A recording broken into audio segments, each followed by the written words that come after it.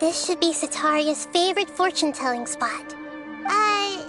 So should we ask the fortune teller about Sataria? No, I already have enough information on Sataria. The most important thing now is for you to pay attention to the vendor's talking style and key characteristics.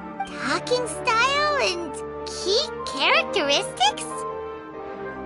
My poor lost lambs, have you become troubled over your fates?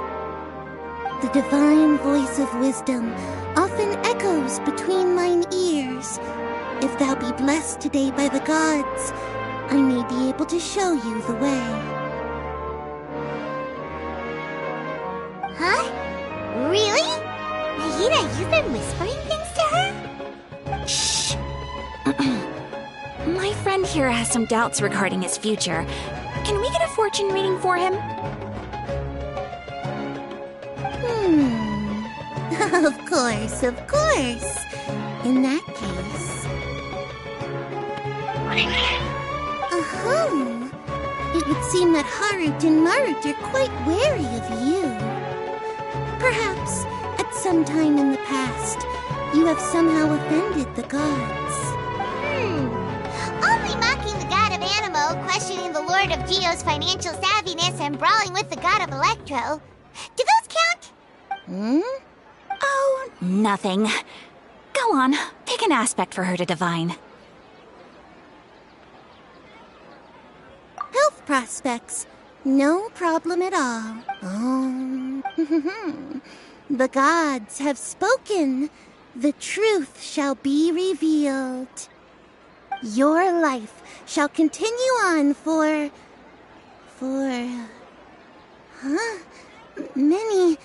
Many tens of thousands of years? Impossible. Harut, Marut, did you two spoil my divination? I've never read a fortune so absurd.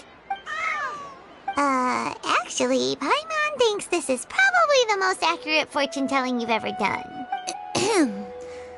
I admit that the orientation of today's celestial matrix is, suboptimal. As such, there will be no charge. Is that so? Well, that can't be helped. If you were to bring some food offerings for Harut and Marut on your next visit, perhaps they could help you reverse the wheels of fate.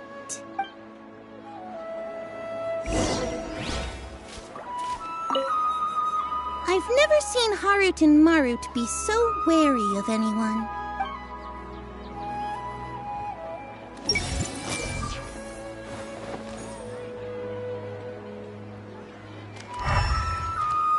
Everyone hold hands!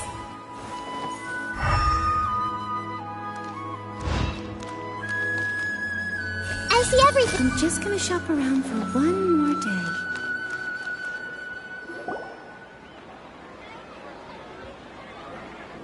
Is this another one of Sataria's favorite stalls? Yep. It belongs to a king. His father helped Sataria a lot when she first moved to Sumeru City, so she still comes by whenever she has time. When I start talking with him, listen carefully to the details of our conversation. Ah, dear customers! Would you like to look at some pottery? We caught wind of your great craftsmanship, so we specifically came to take a look. Oh, I recognize you. Aren't you Miss Catherine from the Adventurers Guild? Sounds like I'm in for some big business.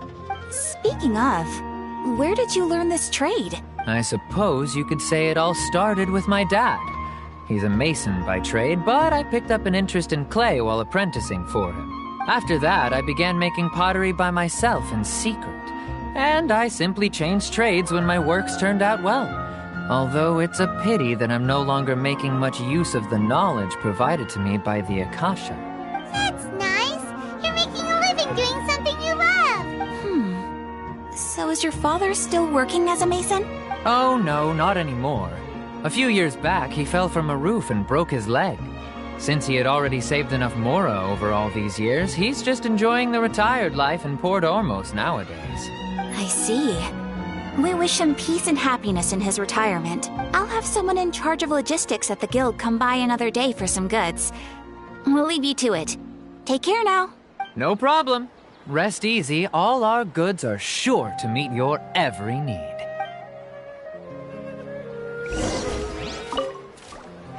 That was my first time talking with Miss Catherine. I'm sure I sounded a bit nervous.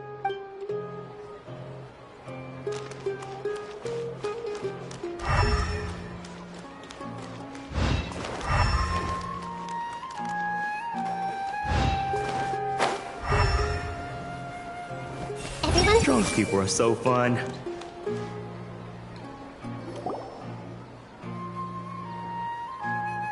This should be our final stop.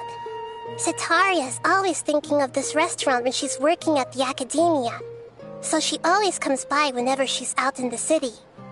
Nahida, you've really thought of everything! It's my duty to protect Sumeru's citizens, after all.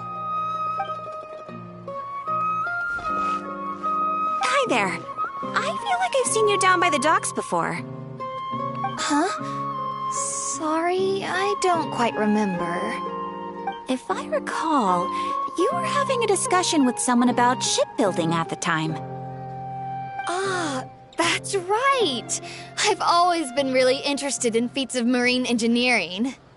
After all, I grew up in Liyue Harbor and spent my entire childhood staring at the ships going in and out of the port.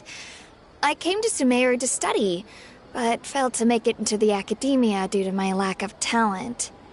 But I'm still discussing all kinds of problems with different scholars, and I'm continuing to study and perform research from the restaurant's basement. I'm sure I'll get to the academia after their next round of exams. What an admirable spirit for learning. Amazing! Sure, but you'll find hardworking people wherever you go. So this restaurant has a basement as well? Huh. First I've heard of it. That's right. It's not usually open to patrons. Most of the time, employees use it for breaks or to hold private events. I see. Yes, that makes sense. Well, good luck with your studies, Miss Chishan. Thank you so much. As long as I can make it into the academia as an official student, I'll be happy.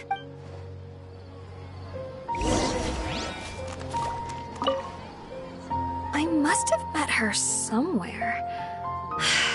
Why can't I remember?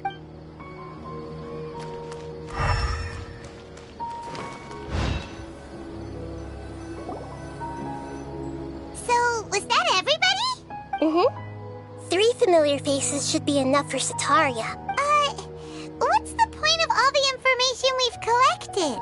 Nahida, you still haven't told us how you're planning to make Setaria face her problems. Setaria is already used to avoiding her problems, so we must find a way to break through her usual sensibilities. I remember you mentioned that the Eremites in Port Ormuz are all making a fuss about the upcoming resurrection of King Deshret. Although it's all just a boatload of nonsense, the faith of her homeland may turn out to be Setaria's soft spot. Oh, Paimon gets it now! You want to take advantage of the guilt Setaria feels about her homeland. Although she knows she should return home to help the people of the desert, all she's done is conspire with the sages. So how do we set that up? Well, King Deshret is long gone, and Setaria is also too smart to fall for any simple tricks. If we simply engaged her under the guise of King Deshret's believers, she would definitely be weary of us, and we may not get anywhere. But if we were to borrow some of her close acquaintances to talk with her, her reaction would probably be very different. So, you mean you're going to possess those people we just talked to? Yep. Possess them through the Akasha. Imply they've already converted to the faith of King Deshret, and then convey our made-up will of King Deshret. As long as everything goes smoothly, we'll get through to Setaria for sure. She'll never guess that we had anything to do with it. Ah, so that's how you're going to use all the info we collected on these people. It's so that you won't slip up and break form. Possessing them will only work if you can manage to pass off as them. Exactly. So, best of luck with impersonating them. Huh? Best of luck? But we don't know how to possess anyone. That's no problem at all. I'll just share all their senses with you once I've possessed them. As long as you're also wearing an Akasha terminal, the effect will basically be as if you've possessed them yourself. Huh. That is pretty convenient. But why does he have to do this? Can't you do it yourself? Although I've been observing humans for a while, I've never been good at imitating them. You're not wrong. It's always been painfully obvious whenever you try to pass as Catherine.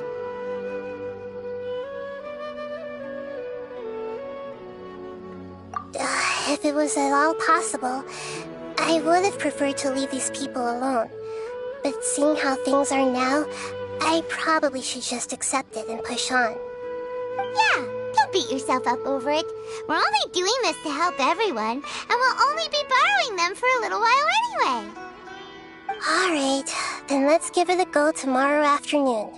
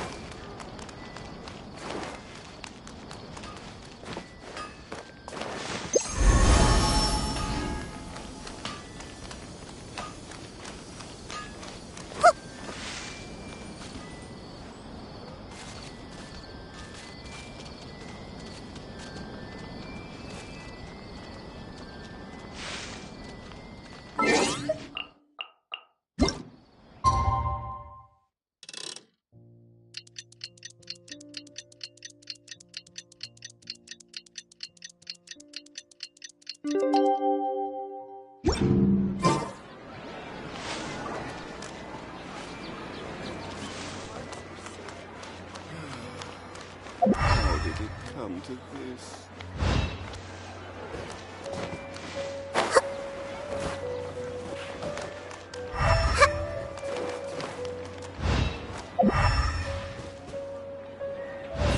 I'm almost out of cash again.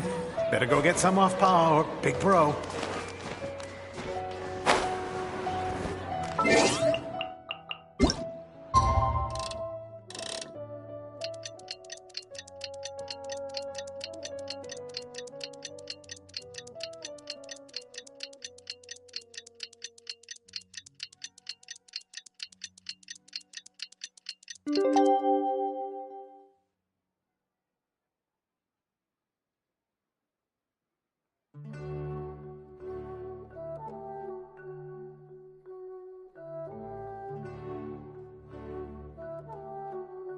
If you're not sure what to do next, how about I take you on a walk?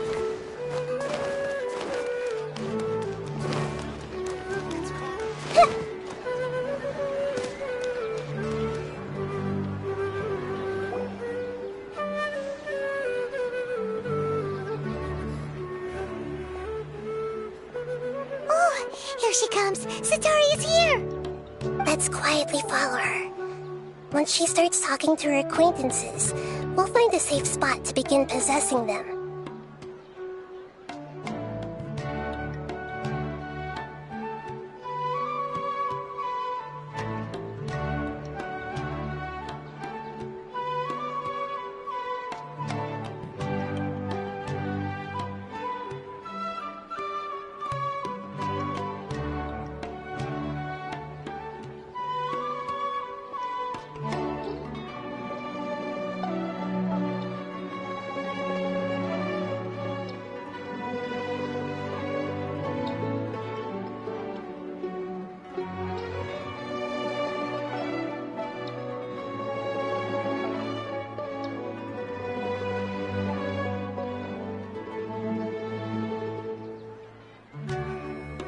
as for how we'll sway her to our side, I'll leave that to you. I trust you'll know what to say. Paimon's starting to feel kinda nervous. Okay, let's go. Looks like they've already started talking. Let's find a hiding spot and get started.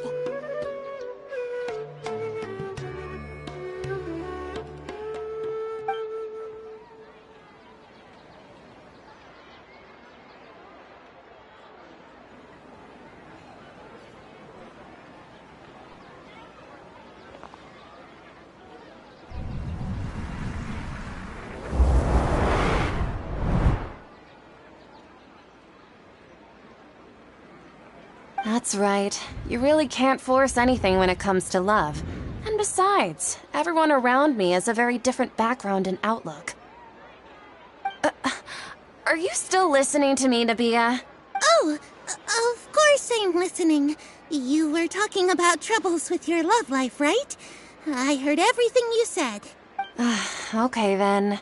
You just seemed a little distracted for a moment there. Strange. Your cats seem pretty worked up. Is something wrong? I always thought they were quiet, happy kitties. Oh, what are their names again?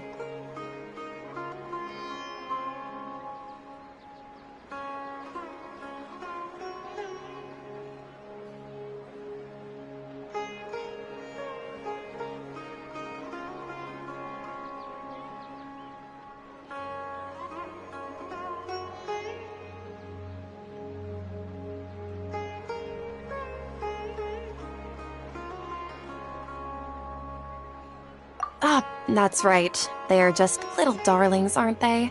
Harut and Marut. So, which fortune do you want me to read for you today? You must have come for another echo of the divine voice of wisdom. I'd like to get another reading on my love prospects, but to be perfectly honest with you, I feel like I've been a real mess recently. A mess? Well, could you do a reading on how long it'll take me to finish my current project at work? I really just want to get it over with. I hear you. No problem at all. The gods will reveal the truth.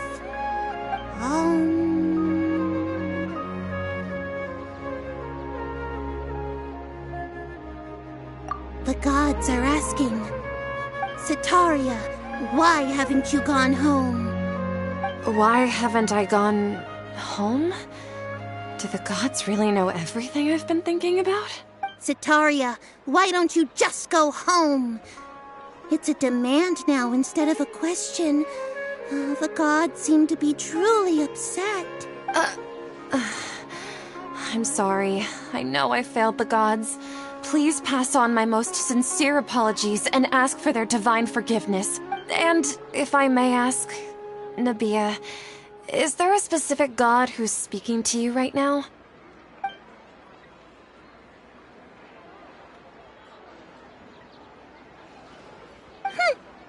What an inconsiderate and naive question. The god who is speaking to me is, of course, the wisest and mightiest of all, King Deshret. King Deshret? No wonder he would make such a demand of me. Wait a second. King Deshret passed away a long time ago. Even though news of King Deshret's resurrection has been spreading like wildfire, it's all just a misinformation campaign from the academia. How can King Deshret still exist in real life? What insolence! I am King Deshret's most loyal believer. Do you wish to refute his voice of wisdom? Oh, no. As a child of the desert, I am only reveling in his power upon learning that his divine glory has touched even this city. I will think very carefully about his demand of me. I'm sorry. I must go now. Wait!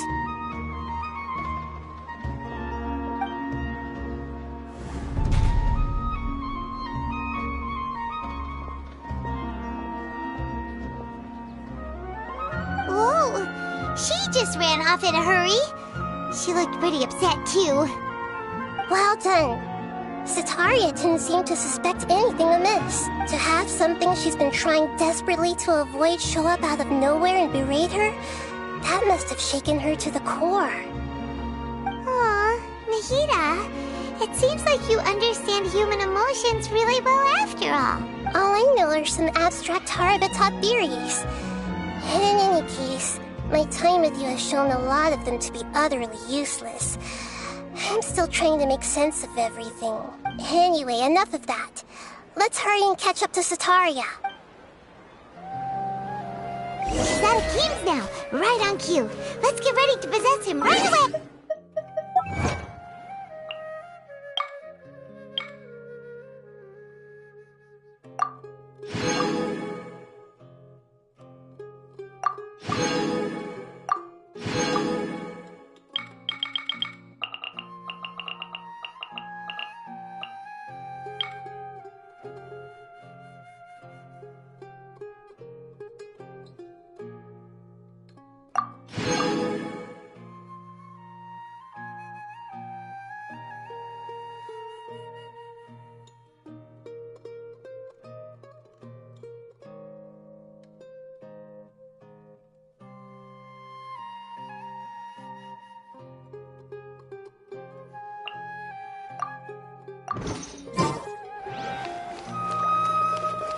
Everyone hold hands! What's gotten into Harut and Marut? They seem terrified of me all of a sudden.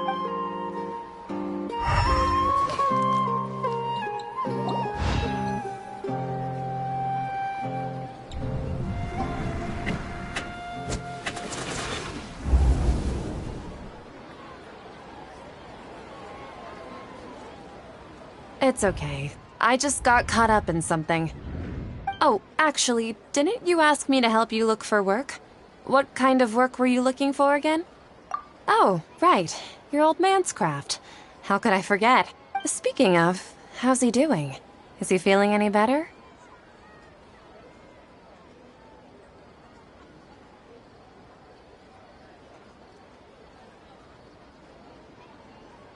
Oh, that's good to hear. I have been thinking a lot about him. If I could get some more time off, I'd love to pay him a visit. Actually, while we're talking about him, is he still living in Port Ormos? Yeah, he's been retired there for a while. If you could find the time, please write him a letter. Let him know that recently, faith in King Deshret has taken root in Port Ormos and has begun to spread across Sumeru. He has a quick temper and has always been a devout follower of the Dendro Archon. I don't want him to get into a fight with those King Deshret believers because of a difference in beliefs. Oh? So, who are you siding with in all of this? The Academia or King Deshret? I'm so jealous of you. You were born a child of the desert, yet you chose to betray King Deshret, and now you spend all your time with those crooks from the Academia. Akeem, you don't mean... You've also become a believer of King Deshret? What's so strange about becoming a believer of the wise King Deshret? In fact, aren't you the strange one? The one who still can't pick a side? Can't pick a side? Me? Whoa! Paimon had no idea you'd be so good at this. You really zeroed in on the issue and put it right in front of her. It might feel a bit overwhelming for Sataria. But once everything is over, I'll be sure to pay her a visit to her mind and explain everything. Anyway, let's keep going.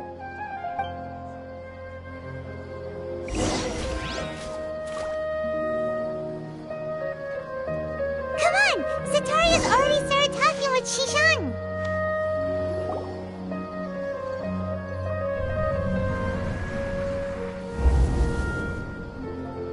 So, Shishan, have you noticed anything weird in the city lately? Like, as if someone was trying to preach to you about something?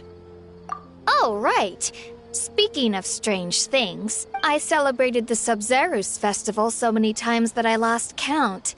That was really weird. Wait, how could you be aware of that? That should be impossible. Nothing in the report indicated anything like that. Are you still failing to realize that the Academia's lowly tricks could never deceive all of Sumeru's citizens? Shishan, don't tell me that you've converted to King Deshret as well. What an absurd question. You make it sound like I should be ashamed for becoming a believer of King Deshret. In reality, shouldn't you be the one who is ashamed? You, who works side by side with the academia and treated people as nothing more than experimental subjects. Please, please stop! Even now, Satari is still trying to run from her problems. She can no longer justify everything to herself. Hey, she's trying to talk to the guards! What should we do? This is the most important part of all. Quick, get ready. Mercenary, you're a member of the Corps of 30, correct? Please help me pass a message to the Matra. Please, try to remain calm, miss.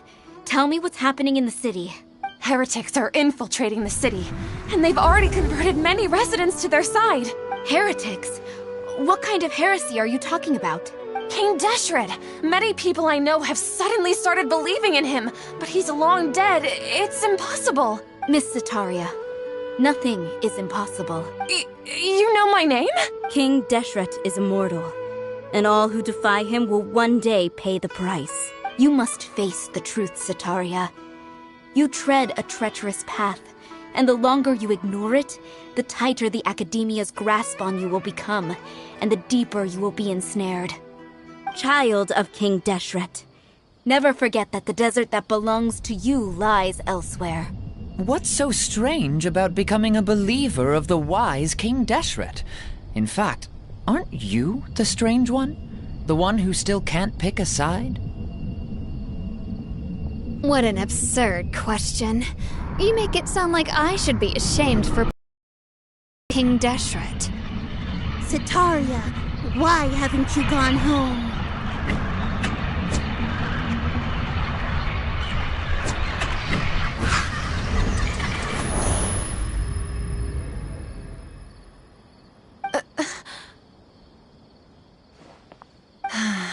It seems that no matter where I run, I only keep finding more believers of King Deshret. I have to say, this is a familiar feeling. I've also been running from my guilt this whole time. Guilt over my part in the Sage's plans, and from ignoring the letters from the children of my homeland.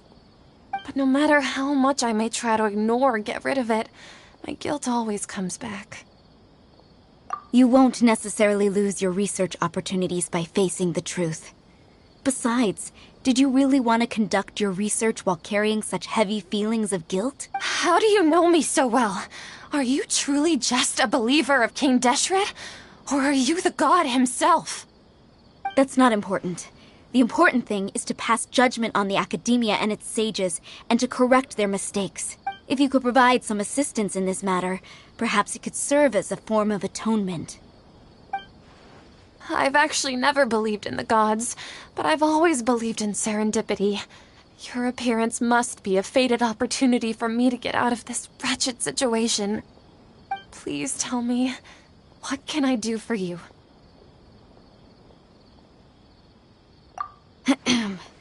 How much do you know about the sage's current activities?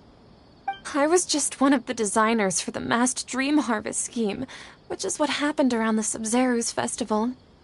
But I know very little about the full scope of the overall project. I'd assume that only staff with the highest clearance would have access to those confidential documents. I've just been working to meet the Grand Sage's specified requirements. However, there's something that's been really bothering me. I heard that a scholar who was previously expelled has returned to the city, and even the sages are still quite wary of him.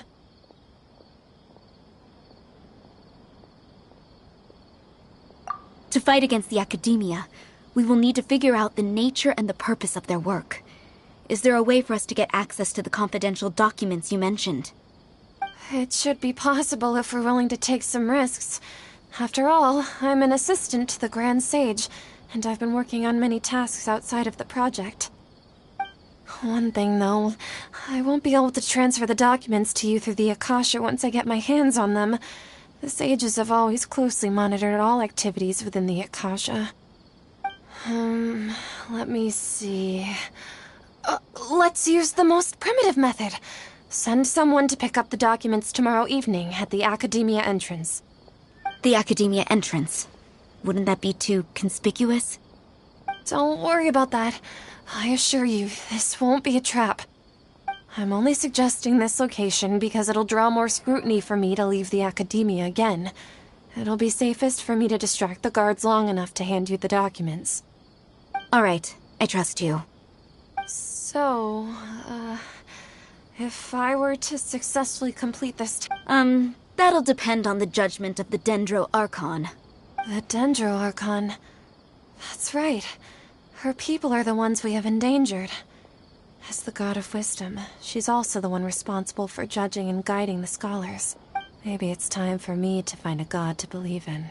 Just as Nahida predicted, we've managed to bring Sataria to our side. The Traveler's execution was ingenious. He's the one who deserves all the praise. Well, now that we've made plans to meet again tomorrow evening, all we can do is pray for Sataria's mission to go off without a hitch. Pray? But if we're going to pray to the gods, aren't we just praying to you? God of Wisdom and Guardian of the Scholars? No. The truth is the true Guardian of Scholars. I've always believed that. Anyway, let's meet again tomorrow evening at the Adventurers Guild.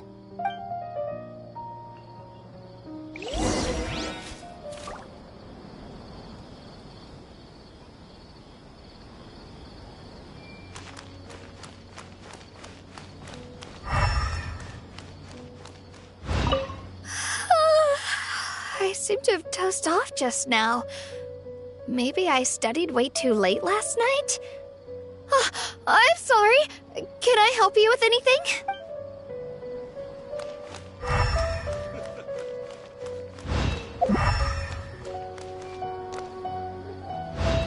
I see everything.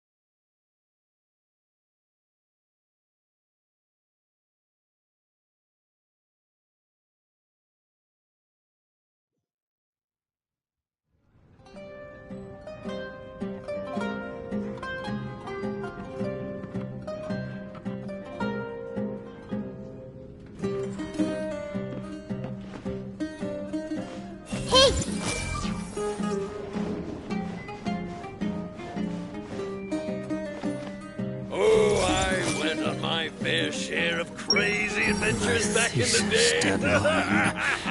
No, stop. Gotta think about something else.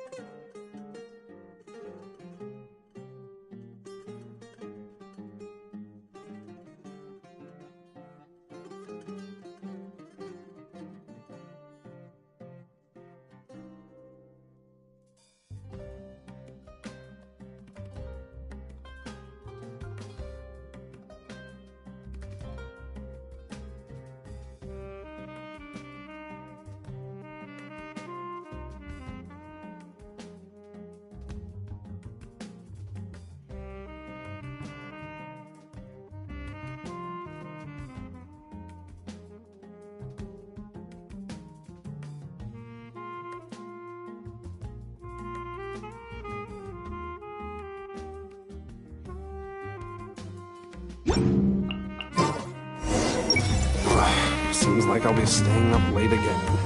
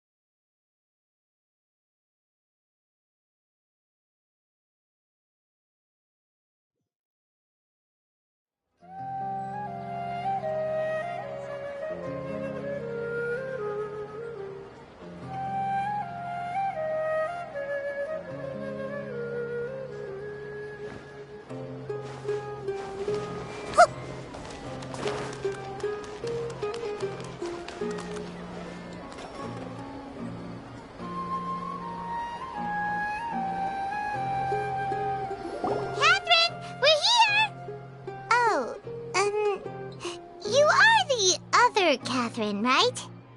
That's right. I suppose I'm the other Catherine in your mind. Shh! We're on a secret mission tonight, so we need to protect Catherine's identity. Yep, Paimon's right. We cannot fully rule out the chance that the meetup tonight is just a trap. If something were to happen, my existence may be the only trump card we'll be able to play. After all, the academia should still be unable to confirm the existence of my consciousness in the outside world. Yep, exactly, just what Paimon was thinking. Anyway, enough about that. Let's just make sure to be on our guard. Off? What do you feel is off? It's the middle of the night. Of course it's quiet. You're not getting paranoid, are you? No, I think he's right. It really is a lot quieter than usual. If you look around, there seems to be fewer people on the streets. I'm not sure if this is the case for the entire city, though. Huh. Maybe it's just a coincidence. Maybe Sataria figured out a way to not only distract the guards, but also to get everyone to go to sleep early, just so we can exchange the documents in peace. I also can't quite figure out why things feel a little off. But now that we're here, let's go ahead and meet her as we planned. Well, regardless, as long as you're here with us, Paimon feels a little safer.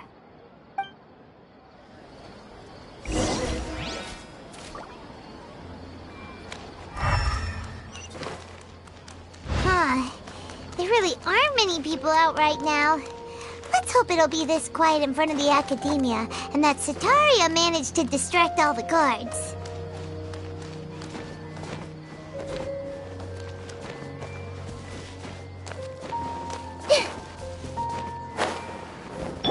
Quake!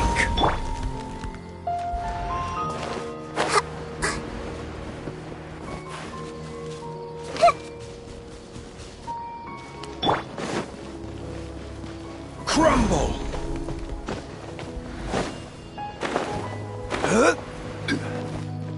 Rise!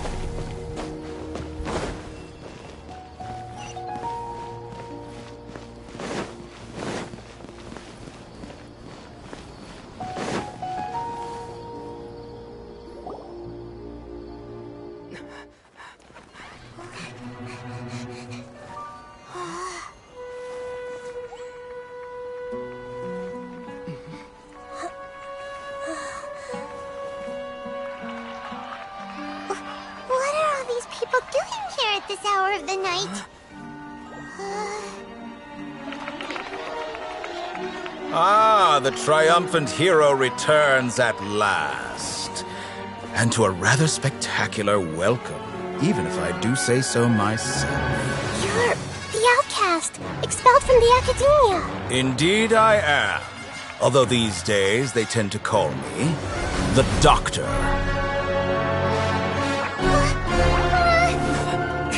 If you're looking for your researcher friend, she has already been taken into confinement. With some basic caution, she could have discovered the listening device on her person. Clearly, she lacks the degree of rigor expected of a true scholar.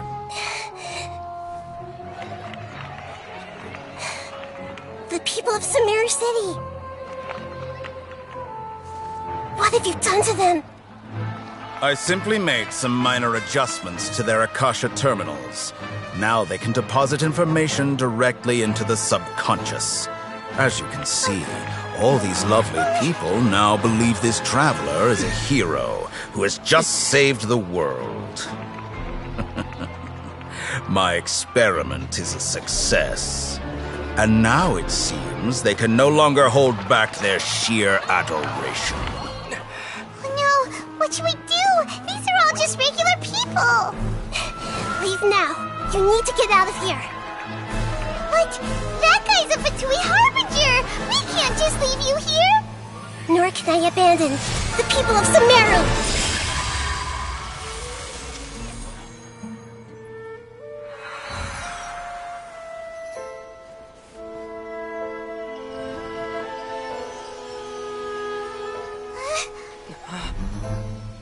Don't worry.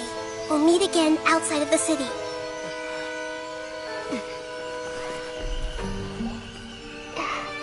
I see.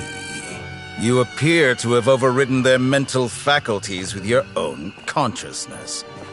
To possess such a powerful mind, you must be the god of wisdom.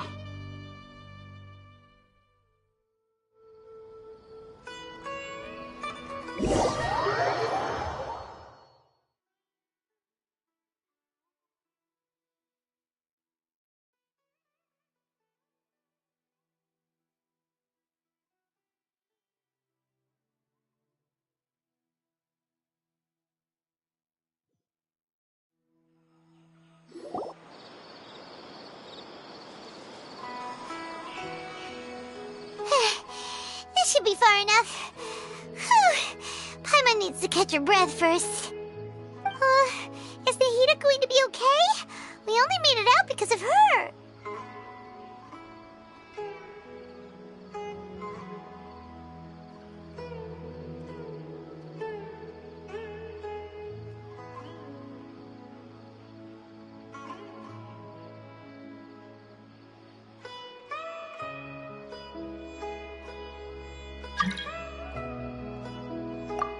Wasn't counting on running into a new Harbinger here, let alone such a high-ranking one.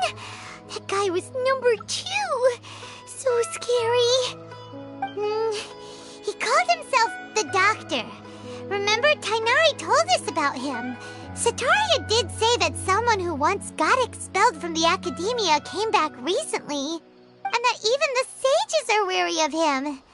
Yep, sounds like she must have been talking about the Doctor. Yeah, now that the Doctor's in the picture, we're no longer just dealing with the Academia. They're in cahoots with the Fatui. But what are the Fatui after this time? Another Gnosis?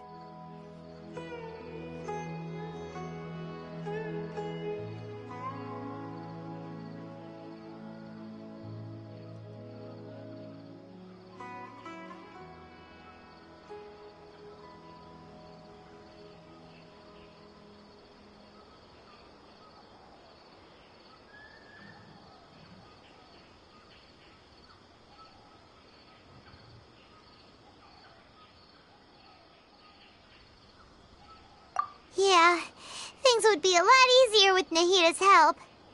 Nahida said we'll meet again outside of the city. But we can't just keep waiting around, right?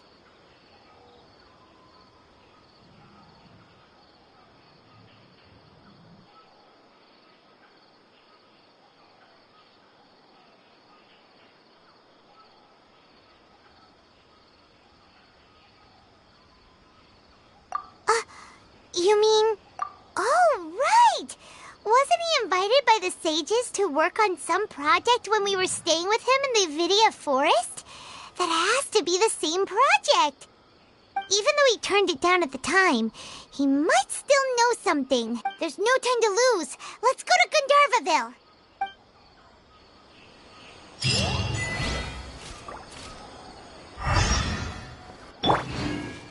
I see everything.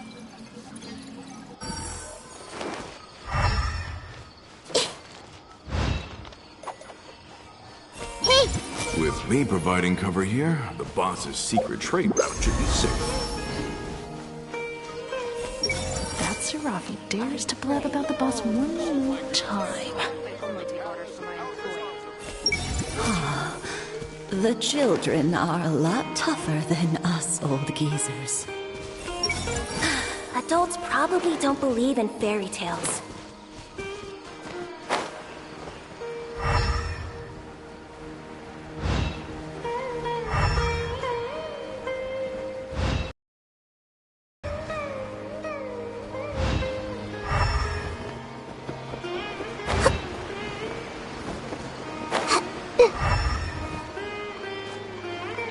Everyone hold hands!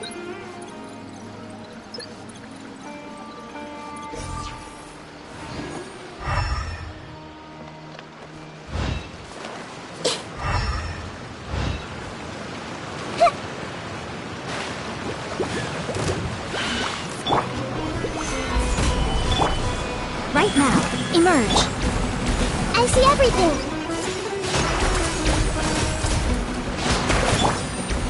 A sight to behold. Right now, emerge.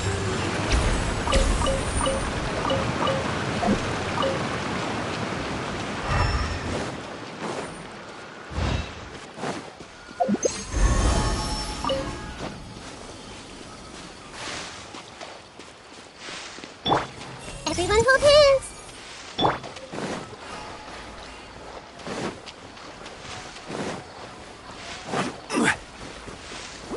Stabilize! Show them. Right now. Right here.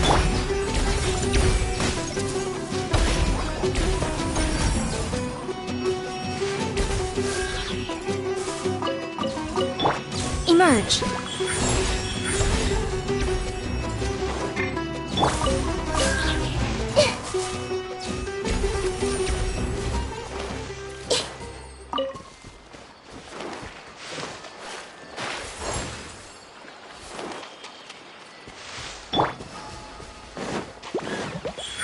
Right here. Emerge. Hey!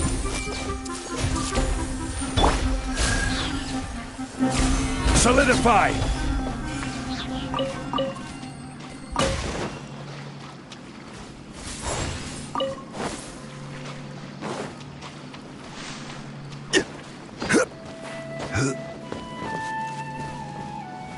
Crumble!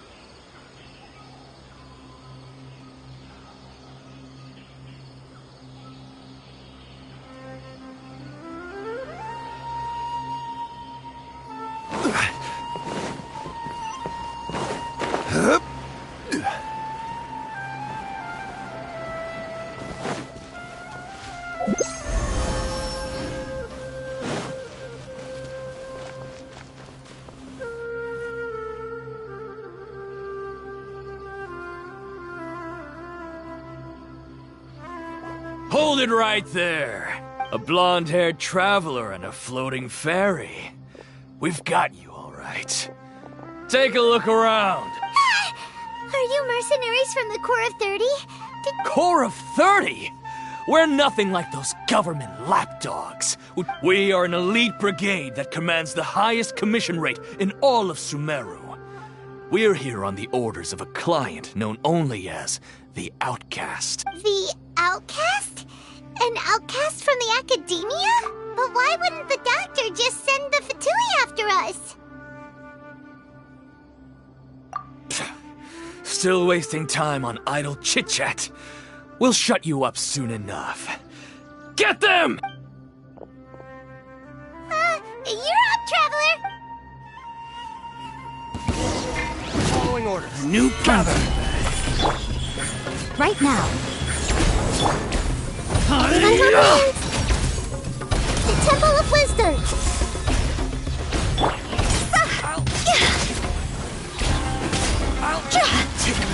That's close enough. Time to go! I see everything! Need stabilize. Right here. Order guide you. It isn't over yet! Here comes reinforcements! Always watching. Come on out.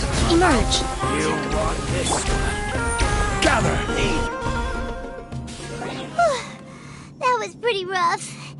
Is that what elite mercenaries are like? Yeah, looks like we'll have to keep our guards up. But this doctor guy seems like a pretty tough opponent. He knew exactly where to set up an ambush. Did he predict that we would try to find Tainari? Going up against smart people is tough. Anyway, let's keep going.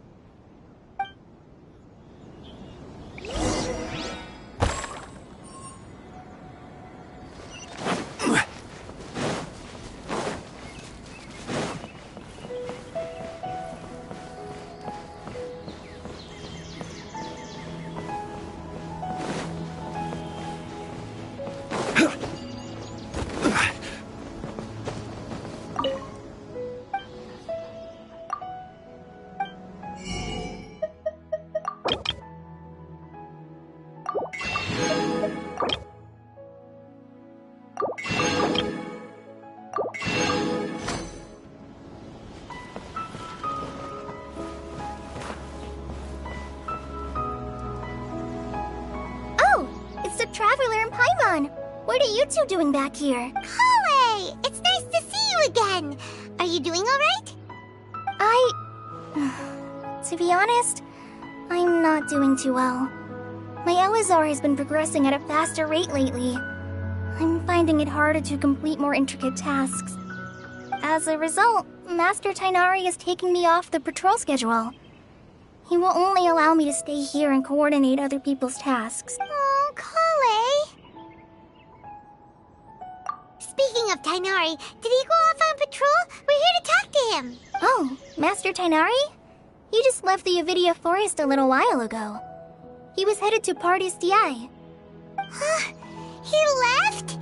But isn't Tainari always saying that he never wants to leave the Avidia Forest? He even turned down... I thought it was weird too. Master Tainari always prioritizes his work as a forest watcher above everything. He almost never leaves his post. No, I only found out that he left through a message he left behind. He also made sure to delegate all his tasks using a schedule.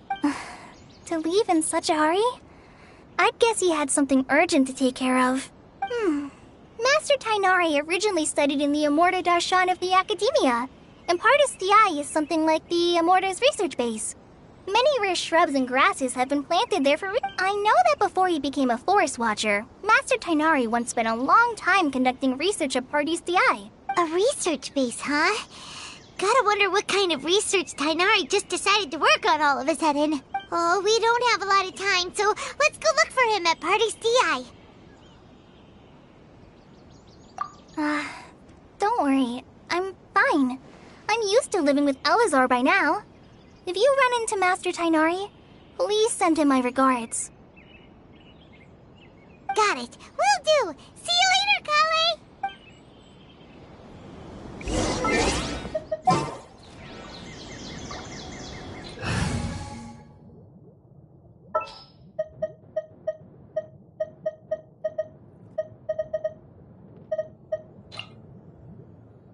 All is accounted for.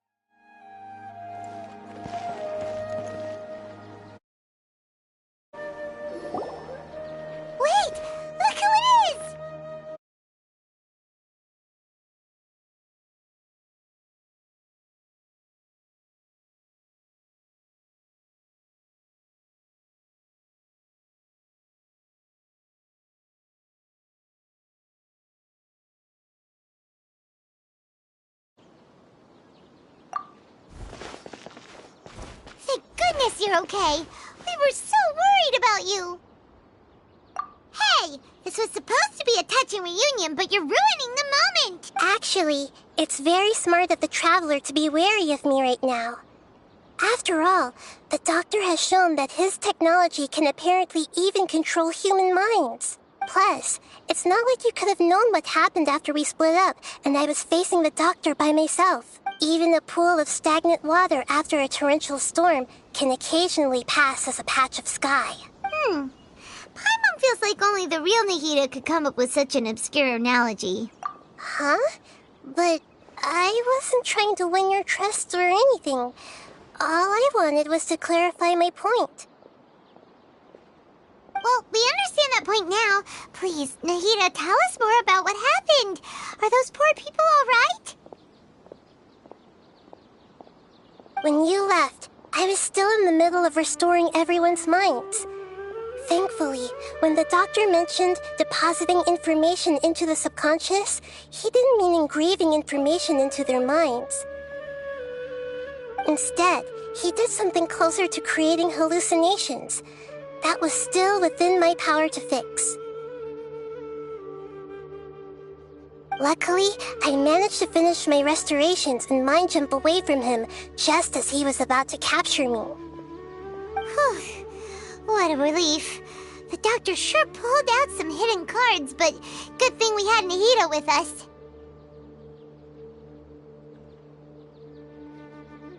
I wouldn't be relieved just yet. I gave away my true identity when I restored everyone's minds, which means we've lost another one of our trump cards. Also, the Doctor is already an expert at modifying Akasha terminals. Maybe it's only a matter of time until he captures my consciousness inside the Akasha. Would that mean you'd no longer be able to jump between minds? Then how do we stop him? He's still at the Academia, so it's possible he already started messing with the Akasha.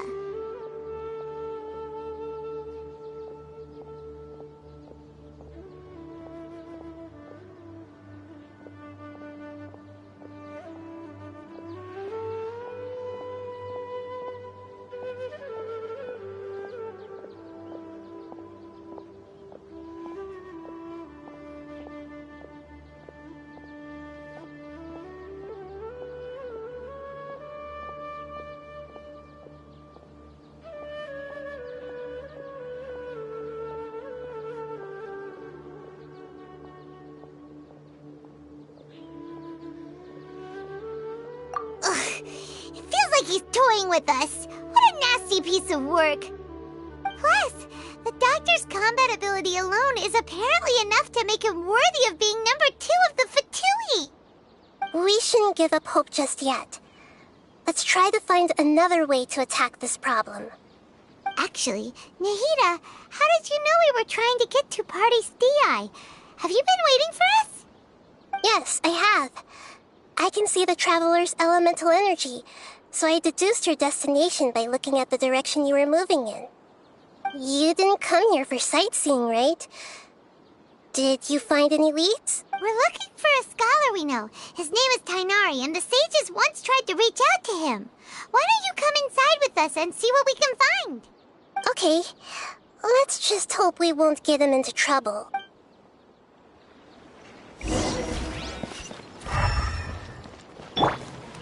I see everything! The scholar's research seems rather mysterious. Have you considered the possibility that there's something wrong? Hey! He's tunnel visioning again.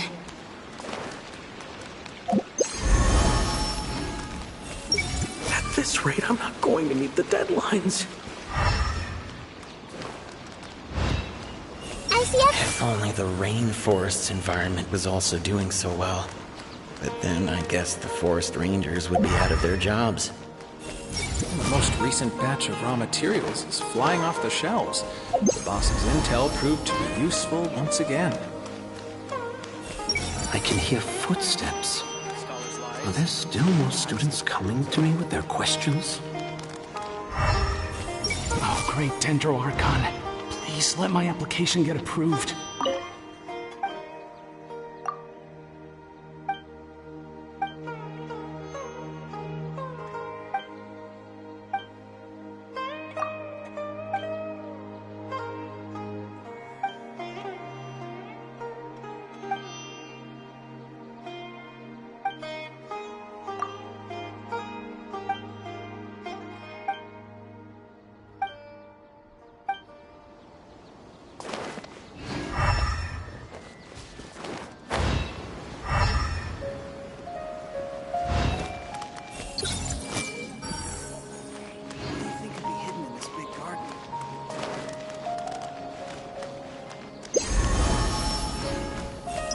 anything.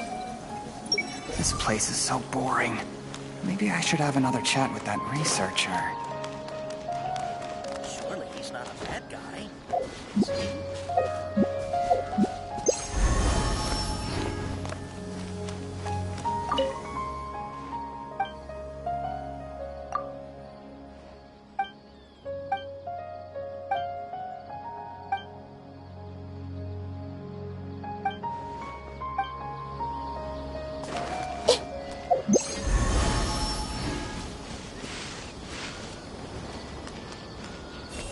Surely everyone knows quantity cannot make up for quality.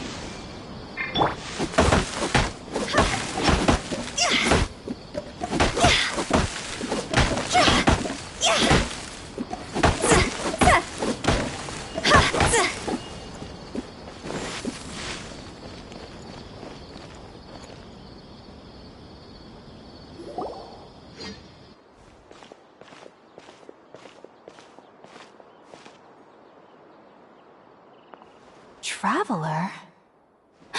It is you! Ah, it's Hypatia! Ah, what a pleasant surprise! It's so nice to see the two of you again. Who's this? She's a scholar we met in the Avidia Forest. When we last saw each other, she was still training in the... what's it called? Satyavada life? Oh, I see. That's right, we're old friends. You've come at just the right time. Ever since I've come here, hardly anyone has even talked to me.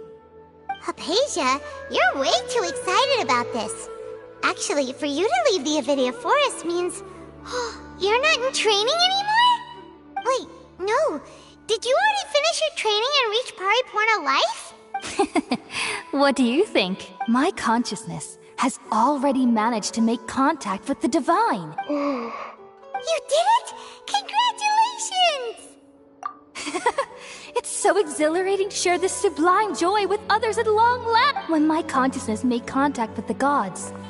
Ah, what a supreme and unparalleled experience that was. That sounds incredible! Oh, all right. Actually, please wait. I haven't forgotten my promise to you. Remember? I promised to help you understand what you saw from Irminsul once I gained deeper insights. My current self has not only gained true insight, but I can even help you establish a direct connection to the consciousness of the divine. You can do that? I've never heard of anything like that, but if you want to give it a try, I'll do my best to protect your consciousness during the process. Hold on.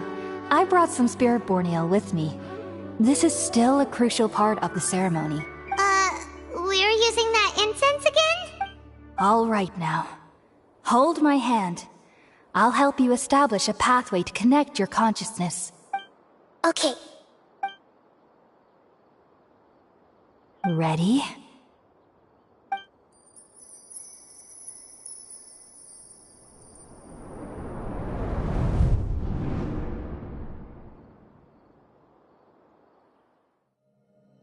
It took 3 betrayals for me to finally understand.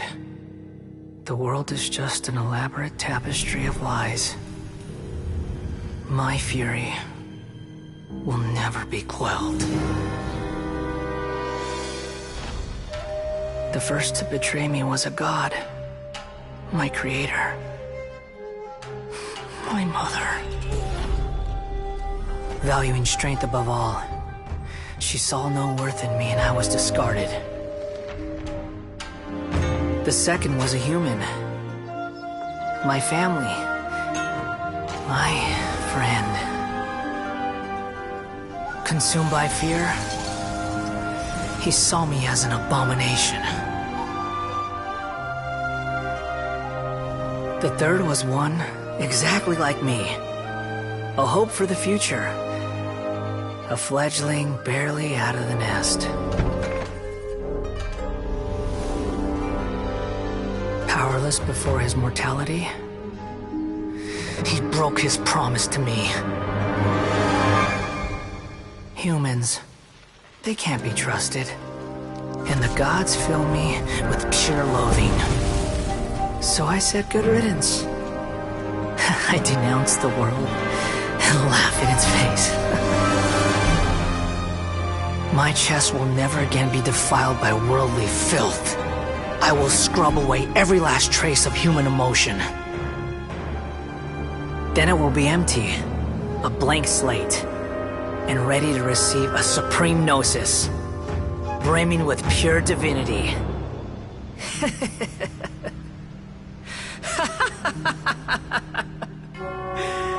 There is no need to fear. The pain will be brief. Your era is coming to an end.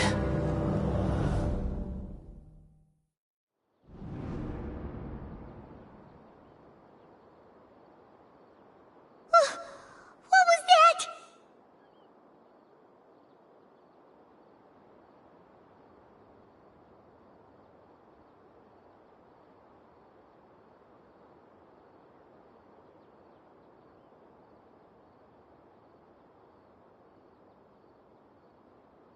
Did we actually just see the Balladier's memories?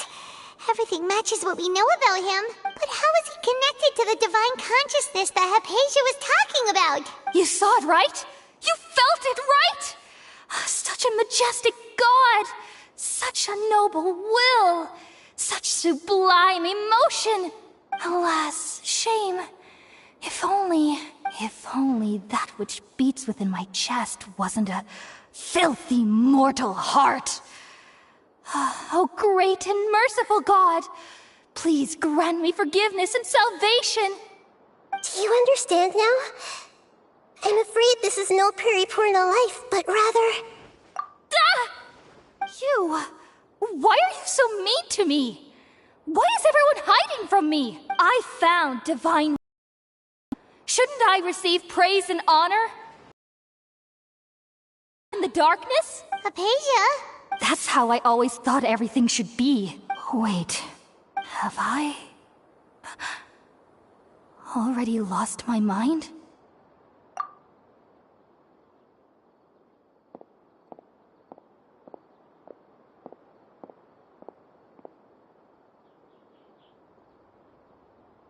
Wait, something isn't right!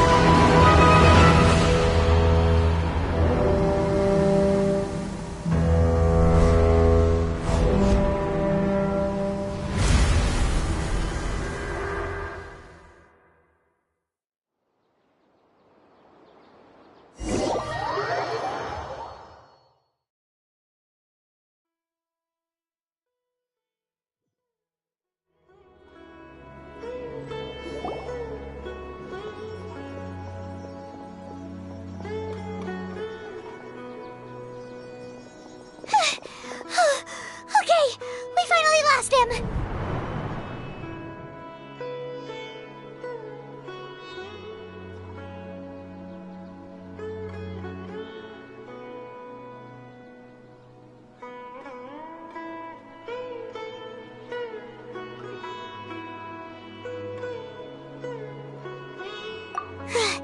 Are you okay, Nahida? Wait, no. Something feels different. You're back! Oh, the Traveler's back? Nahida was controlling your body for a while. It seemed like she jumped over to you as an emergency measure right before the Catherine puppet was destroyed. After that, Tainari heard the commotion and came over. He helped us defeat the mercenaries and then he ran with us all the way here.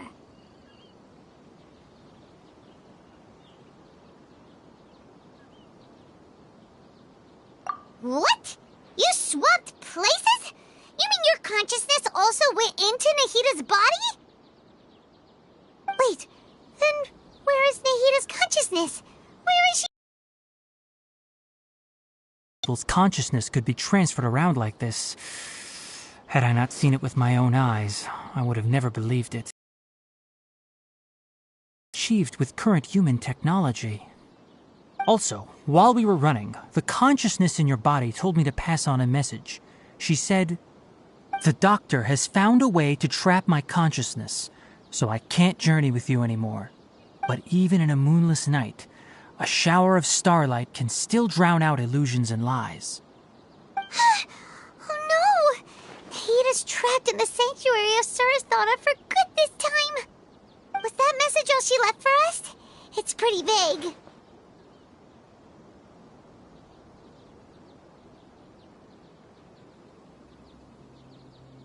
Oh, that makes sense. Since the doctor captured her, she won't be able to say anything without him knowing. She's being extra careful. Even in a moonless night, a shower of starlight can still drown out illusions and lies. Huh. Paimon knows the moon illusions and lies are from that alchemical divination at the Sub-Zero's festival. Didn't Nahita use a starlight analogy before? It had something to do with Sataria. Oh, that makes a lot of sense. Huh. Do you think Nahita was telling us to go find help in the desert? But she isn't with us anymore. Think we'll be okay? Paimon, you said Sanctuary of Sumeru. Does this mean that this Nahita you're talking about, the consciousness who is occupying the traveler's body, is the Dendro Archon? Your guess is correct, but the situation's a bit complicated, so it's really hard for us to explain right now. That's all right. A scholar's curiosity doesn't need to be appeased right away. As for the complicated nature of the situation, safe to say I have witnessed that for myself. I've spent some time with you, and it looks like the Dendro Archon's also on your side, so I trust you. Thank you, Tainari. Oh, actually, we came here to ask you a question. What do you know about the project that the sages have been working on? Ah, that. While I was indeed invited to join that project, the sages were always secretive about its scope and goals, so I eventually declined. All I know is that that project has something to do with the restoration of Irminsul. Huh? Did you see something when you were in Nahita's body? What? Do you have any evidence?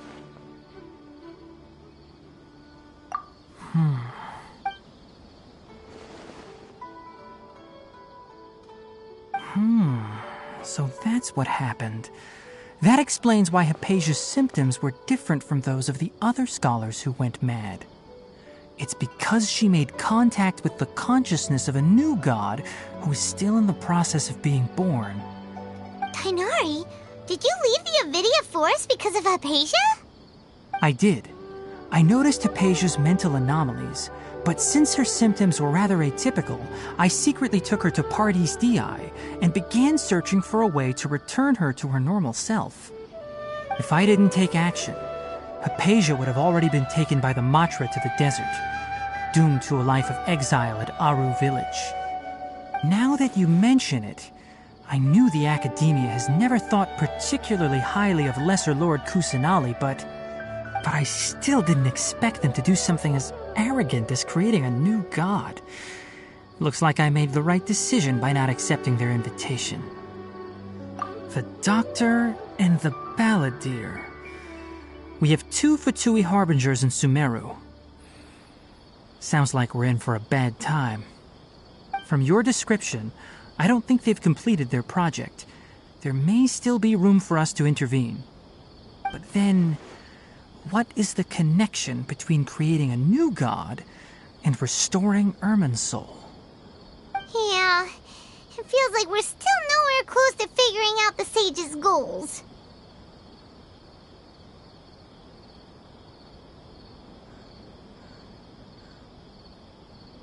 Right. We've pretty much gone over everything we need to know, so we should head out. How about you, Tighnari? What are you going to do? I'll stay here for now. I still want to try a few more things to help Hypatia. If you're planning to go into the desert, start by heading for Caravan Rabat. That'll be your fastest route. Come find me here if there's anything else I can do to help. May the spirit of wisdom go with you. Thanks, Tighnari. Hopefully Hypatia will feel better soon. We're off then.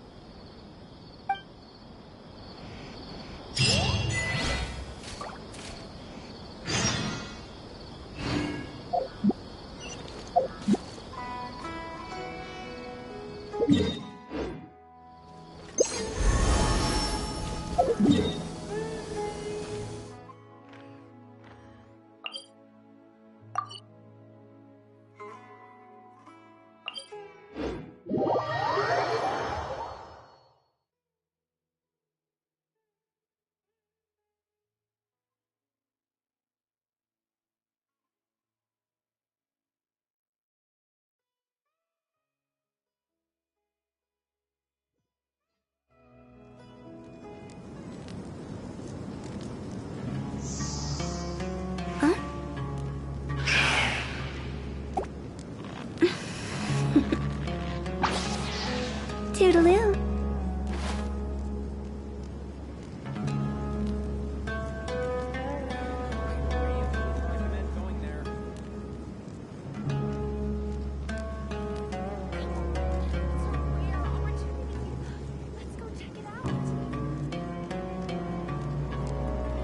When the sun's out, bathe in sunlight.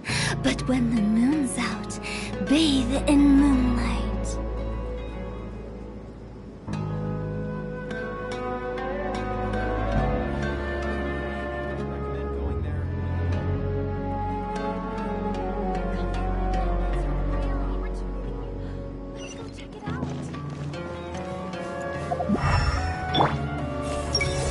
Historians this obsessed with getting to the bottom of things? Are all medical researchers this timid? I need to take two sumpter beasts with me when I go back to my hometown.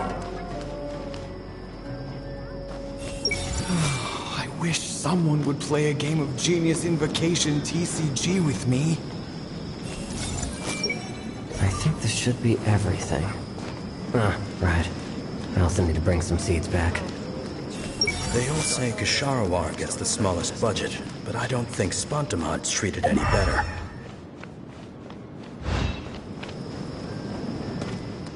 Hey!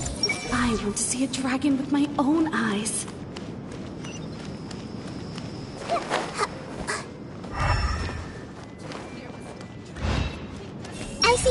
I'll go back later. Honestly, I'm not that into drinking.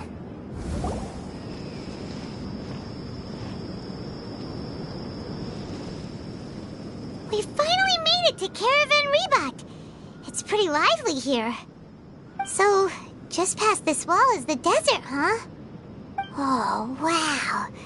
Paimon remembers hearing people call this the Wall of Samiel. It's made to block sandstorms from the outside. Oh, if it's this tall, it's gotta be the divine work of Greater Lord Rukkhadevata, right?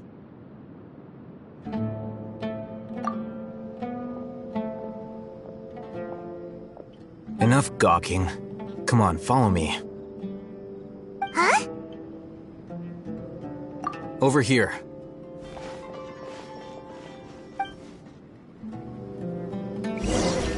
Oh, Ethan went that way! Let's hurry up and follow him. Wonder what he's up to.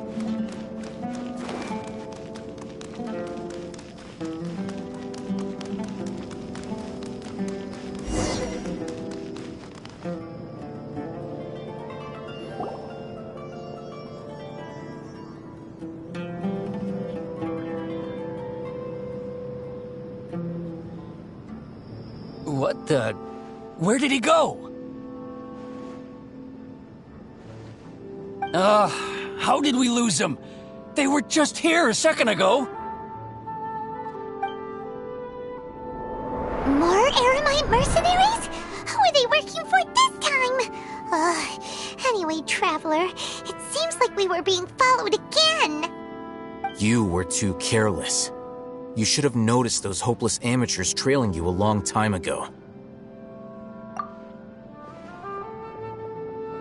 There's no need to thank me. I've never cared to keep track of personal favors. All I did was correct a mistake I happened to come across. It's a habit I developed at the academia. You really gave Paimon a scare, Alhaitham. We never thought we'd run into you here. Last time we met at Port Ormos, didn't you say you were going back to the academia? Wait, don't tell Paimon that you're here to take us back on their orders. Oh, so you've already landed yourselves on the academia's hit list. I can't say that I didn't expect it. However, had I wished to turn you over to the academia, don't you think you'd already be the Eremites' honored guests by now? Oh, right. You do have a point.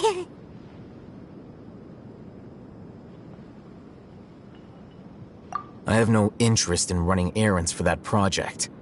As a scholar, I've always belonged to the camp that promotes researcher autonomy. And these days, you're more fascinating than anything the sages can offer. Not quite. To tell you the truth, I'm still investigating the Divine Knowledge Capsule. Unfortunately, I've run into some difficulties. Everyone says the capsule originated in the desert and was eventually moved to Port Ormos. If I am to get to the bottom of this, I must understand how the capsule first came to be. Which brings me back to you, and why you're so interesting. The leader of Ain al-Ahmar used the Divine Knowledge Capsule right in front of you, and upon seeing him, your expression became perplexed, and you were lost in thought for quite some time. To have that kind of reaction, I think you must have realized something. Are you interested at all in sharing what you've been hiding from me? Alhaitham, you really have a ridiculous eye for detail. What kind of person even notices and remembers stuff like that? So that's your answer. Well, I do work for the academia after all. So considering that, it is indeed wise to keep your cards close to your chest. But that does prove you do have some undisclosed information about the Divine Knowledge Capsule. Am I right? No matter. Rather than simply learning the answers from you, I'd still prefer to investigate on my own. Speaking of, you two are also headed to the desert? That's right! We have the same plan as you! But we don't really have any concrete goals at the moment. Then I'd suggest starting with Aru Village. It's the largest settlement in the desert, so it'll probably have more resources and intel than anywhere else. Well, would you like to head there together? It's always better to travel with someone you know. Let's go!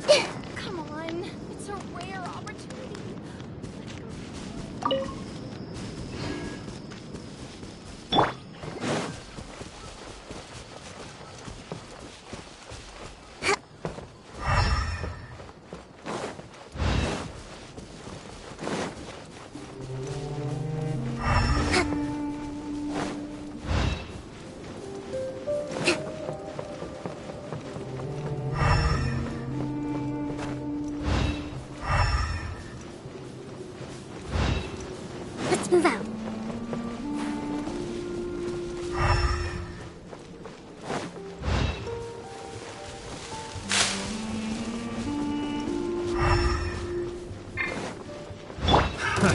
Another test cell. Everyone hold hands!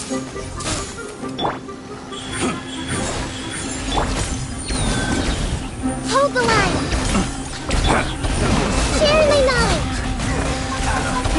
Let her deliver. Replace my hammer. Curiosity deserves a reward.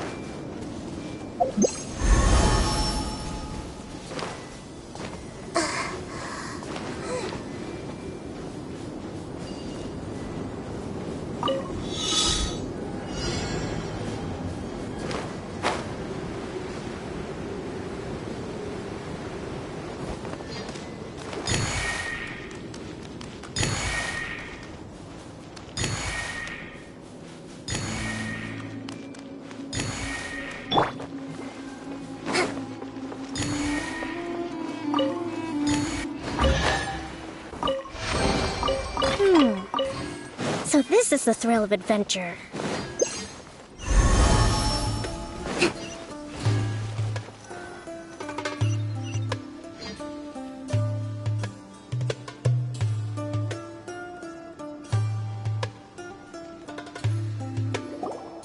Before us lies Aru Village, the safe haven of the desert folk. Whoa, this landscape is really something else. What a cool place! Let's go check it out!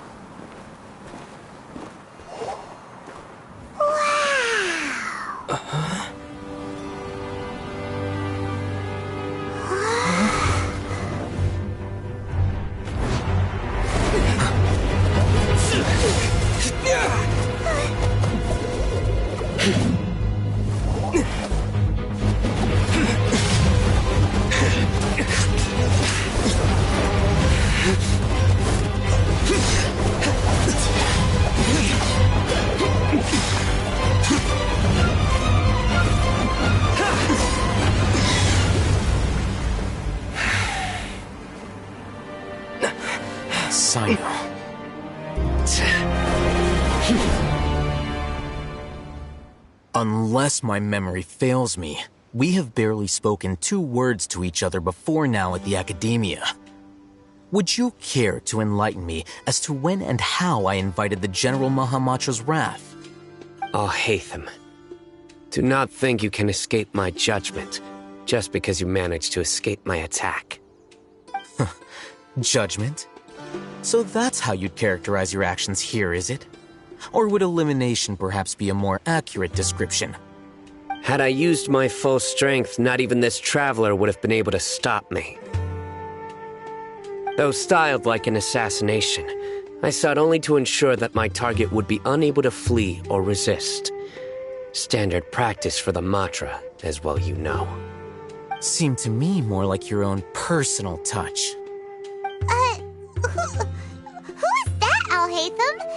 Did you call him General Mahamatra? Yes. General Mahamatra Sino, head of all the Matra at the Academia. He's a formidable hunter, and the ultimate nightmare for any who have committed academic crimes. You seem to have placed a lot of trust in Alhaitham, to the point of blocking an attack for him. If I were you, I'd never choose to side with him. I wouldn't believe a single word that comes out of his mouth. I have been pursuing this scribe for a long time. I urge you, stand back and do not seek to defend him any longer. Otherwise, there will be consequences. Has Alhaitham done something wrong? Hyman doesn't think he's as bad as you've made him out to be. I won't waste my breath explaining things. Alhaitham, I saw it during our fight. Take it out. The divine knowledge capsule you're hiding on your person. Unless you want me to retrieve it for myself. Very perceptive of you. Nothing escapes a Matra's senses. Wait! The divine knowledge capsule? Didn't it fall into the Matra's hands in Port Ormos? No wonder you speak with such confidence, Sino. But I must admit, I'm very curious. What does this capsule mean to you? And why, as General Mahamatra of the Academia, are you all alone in the desert? As far as I'm aware, the other Matra have been speculating about your disappearance.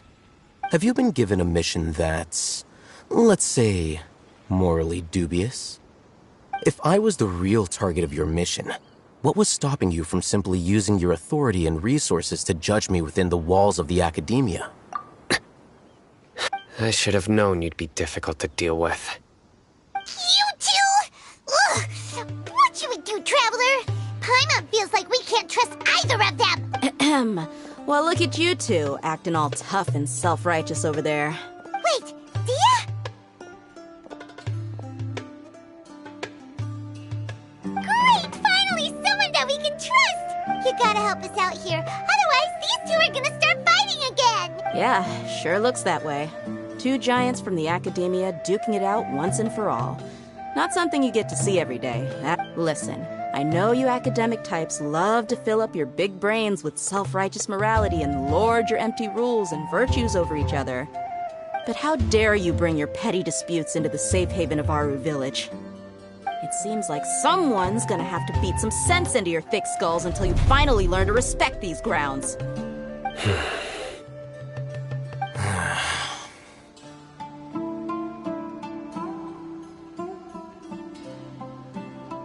Hey, did either of you hear a word I just said? Whoa, what's going on? The wind's so strong! Is this a sandstorm? Paimon's gonna get blown away! Another sandstorm? What's up with these recently? Hey! All of you, over here, quickly! We have to take cover! Someone's calling for us!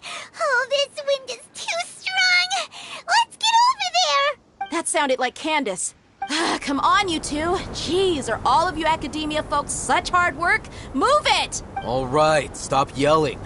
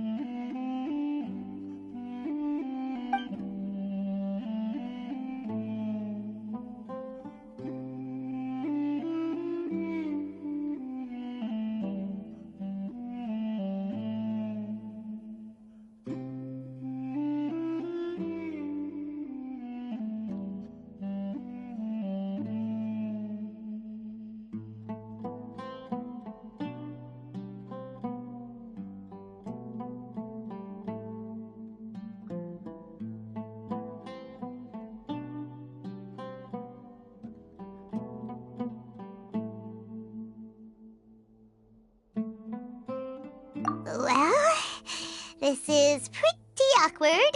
Hey, wanna play sardines with three people who wanna tear each other limb from limb? Sure, why not? Sounds fun. The air is so thick and heavy. Paimon can hardly keep floating anymore. My sincere apologies, everyone. This is the home of our village chief. I will have to ask you to make do with this small room until the sandstorm dies down. Please, let me introduce myself. I am Candace, protector of Aru Village. Our savior has come at last! Nice to meet you, Candace. The name's Paimon. Thank you so much for helping us. There's no need to thank me. It's only right to help each other when the weather gets rough. Wow, she's so gentle and caring, like a nice older sister. unlike those guys over there. All right. Now that we're all better acquainted, we should return to the topic at hand. As a guardian charged with the responsibility to protect my fellow villagers from harm, I was observing your conflict from afar, even before the sandstorm started. And now that you have set foot within our village itself, it is all the more my responsibility to make absolutely sure that you pose no threat whatsoever to us. So please, have an honest and sincere conversation with one another, and put your hostile feelings to rest. If anyone dares to start anything again while they are under this roof, I will not hesitate to send them out for some quality time with the creatures of the sandstorm. On second thought, Paimon may have misjudged Candace's character. And that goes for you too, Miss Dia. Do I make myself clear? All right, we got it, Candace. That's what I like to hear. So, which of you will begin? I was supposed to be a mediator, but I might have gotten a little too involved just now. Anyway, one of those two should probably start talking. Wait, that was you trying to be a mediator? I have nothing to hide, so there's no shame in explaining myself. While Alhaitham wasn't wrong about the other Matra not knowing my whereabouts, it's not because I've been assigned a morally dubious mission. Rather, I've chosen to exile myself. Huh? Exile yourself? A little while ago, I discovered that there was data missing in the Academia's project planning and development files. What little they did report clearly did not match the project's actual progress. As General Mahamatra, I had the responsibility and authority to request an audit. However, to my surprise, the person responsible for the erroneous data was none other than Grand Sage Azar himself. I tried to investigate the issue myself before submitting a formal audit request, but I soon found that all leads and potential pieces of incriminating evidence were carefully concealed from me. I began to realize that they were cautious of me from the very beginning. Unsurprisingly, the Grand Sage rejected my audit request as soon as the submission reached his desk. He even said to me, "The power of the General Mahamatra is granted by the sages. You have no right to judge us." So they really are up to no good.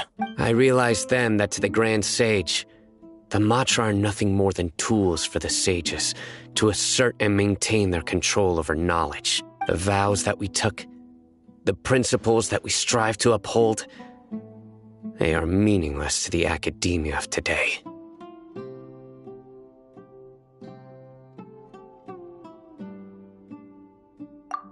I believed it would be wise to flee the academia before the sages had a chance to take action against me. This way, they can no longer see nor predict my actions. I will never give up on this investigation. There's no need for someone else to give me power or authority. Once I find the truth, I will administer judgment by my own name. Sino seems to have the same goal as us. We're all investigating the sages. Plus, now that he's no longer the General Mahamatra, he somehow feels a lot less scary. Well, Sino, if that's your story, then why did you see Alhaitham as a target? When I was investigating the matter in the academia, I overheard a conversation between Alhaitham and a sage. The sages asked you to investigate a blonde-haired traveler. Do you dispute this, Alhaitham?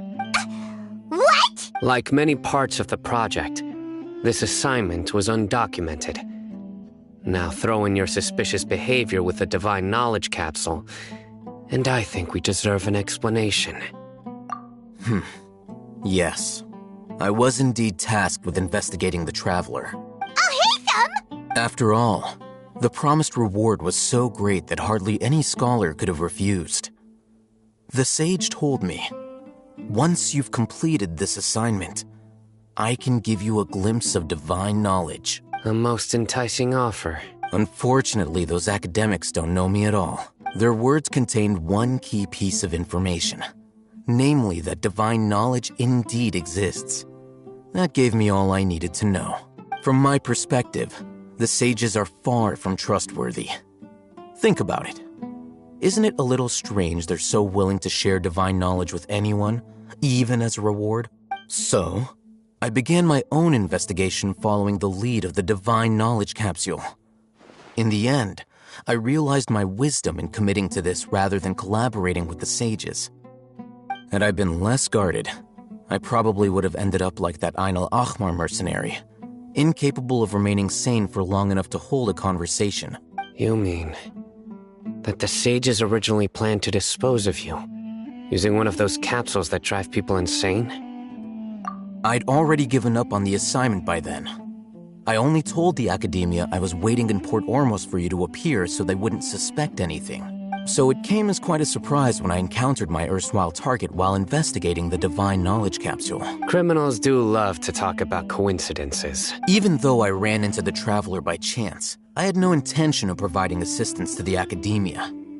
Also, you should remember, you were the ones who decided to follow me and strike up a conversation after I left that tavern. That's true. Al-Haytham helped us out at Caravan Rebat as well.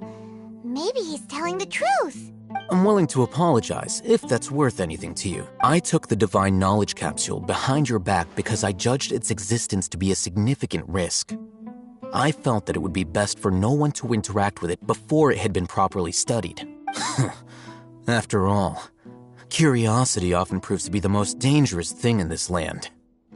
You should be well aware, Scribe Al-Haytham, that curiosity can also lead you to danger and suspicion. Answer me this. Did the sages share any information about their project with you? Have I not made myself clear? You and I are both distrusted by the Academia. Do you really think they would tell me anything? Fine. Although you haven't completely proven your innocence, I won't regard you as an enemy, for now. As you wish. Good. I'm glad to see you two clearing up your misunderstandings. And now you, Dia. I believe it's your turn. Oh, sorry. Whatever the boys were talking about must have been so boring that I spaced out. My situation is pretty straightforward. My employer, Dunyarzad of the Homayani family, is friends with the Traveler and is currently recovering from her illness at home. I had nothing going on, so I decided to return to Aru village for a visit. I was actually looking forward to a pretty exciting time getting back together with everyone here. But then I saw these two random guys in the middle of a pointless argument. It ticked me off, and things went downhill from there. Is that all? Well, I will admit that definitely sounds like your style. In that case, welcome back, Dia. That's more like it. I missed you all so much, Candace. Whoa! What was that sound? No need to worry. Now that you're no longer at each other's throats, please make yourselves at home. I'll take a quick trip outside to clear out some of those creatures in the sandstorm. Creatures? In the sandstorm? Are you sure you don't want some backup? Fighting in a sandstorm is not for the faint-hearted. Anyone without extensive training in these conditions is at a disadvantage. You needn't worry. Yeah, just leave him to Candace. Don't worry, she's as tough as they come.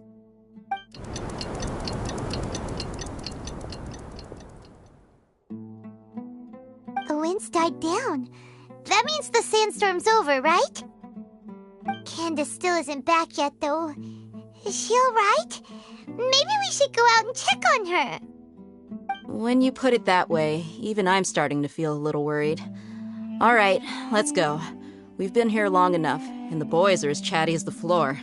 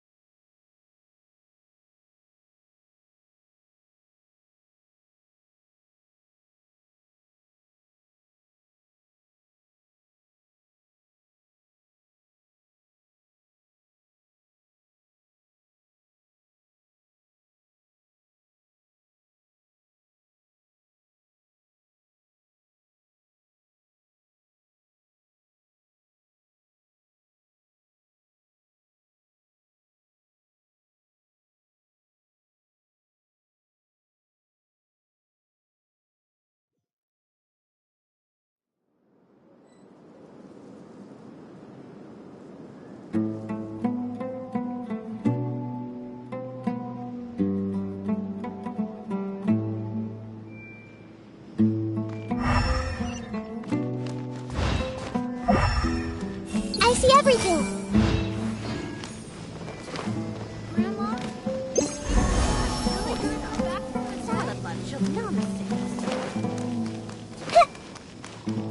Everyone hold it! As long as I just keep talking up life outside of the village, people will keep flocking to me.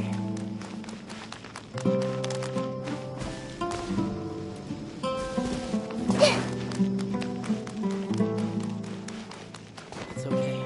Don't worry. Hey! Sorry. Did I say something wrong?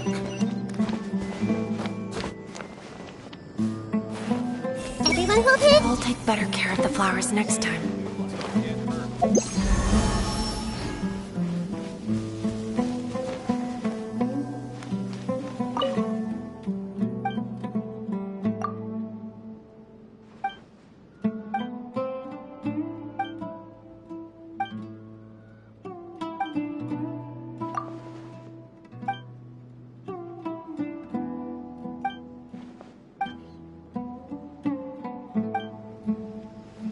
I see This prescription can be used for any small ailment.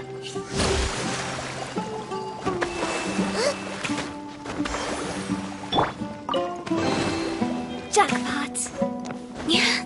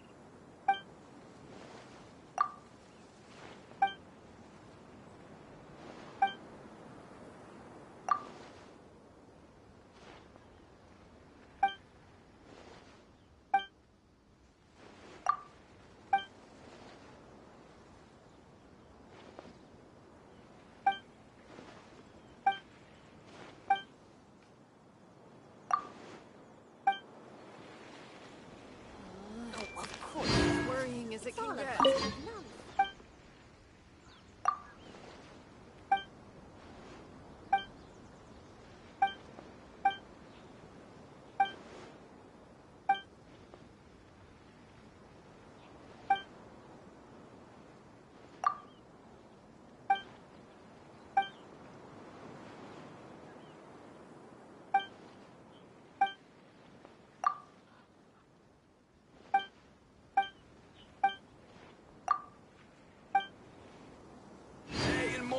Or trade anything you own.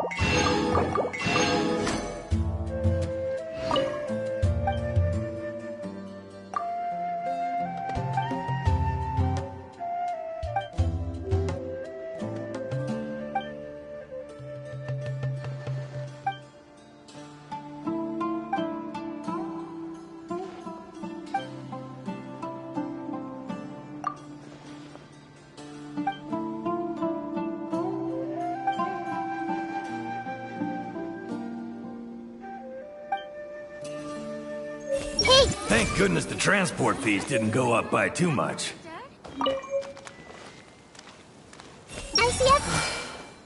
Am I being too hard on him? What's taking them so long?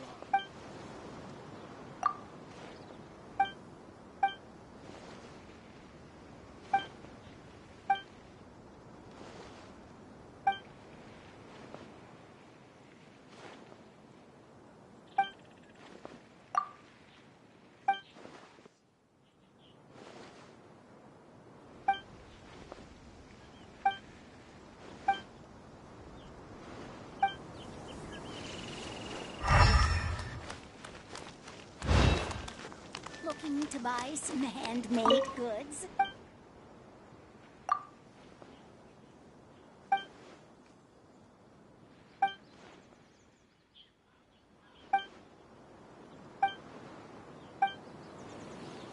Everyone hold it? I should make more clothes for the children while my eyesight is still good.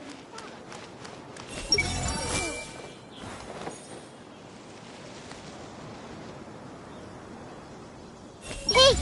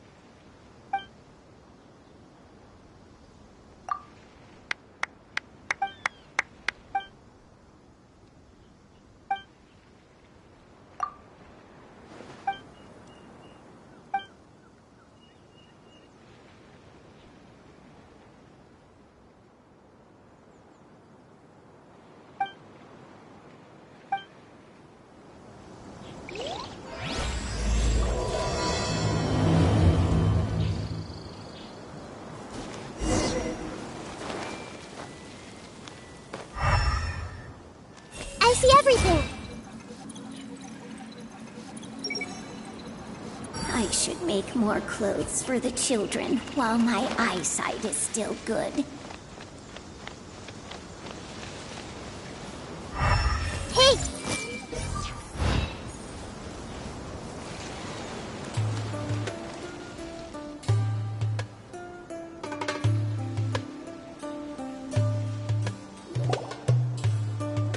Oh, Candace, you're still fighting? You've been out here dealing with these creatures the entire time?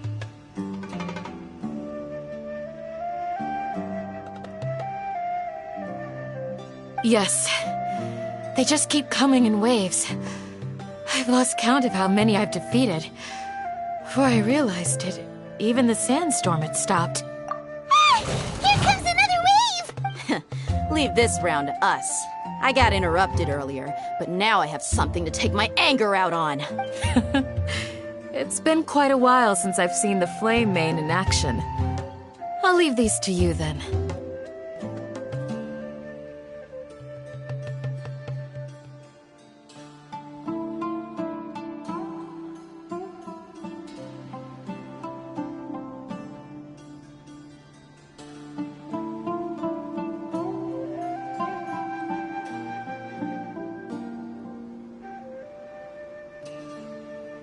I'll be sure to put on a good show.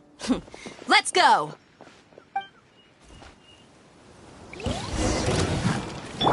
Hold the line! Right here, right now. Emerge. Everyone hold hands.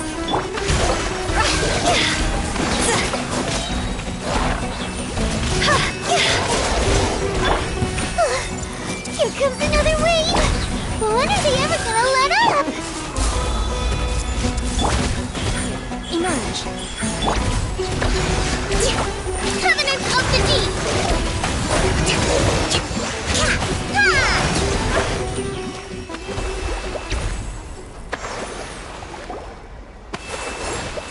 The creatures stopped appearing. Was that the last of them? What we fought just now was probably the aftermath of the sandstorm. So we should be safe for the time being. Well fought, everyone. No injuries, I hope. Huh? Who are you? Ah, my apologies. I haven't had a chance to greet you yet. I had my hands full taking care of the village's elderly and children. I am the chief of Aru village. Everyone usually calls me Uncle Anpu.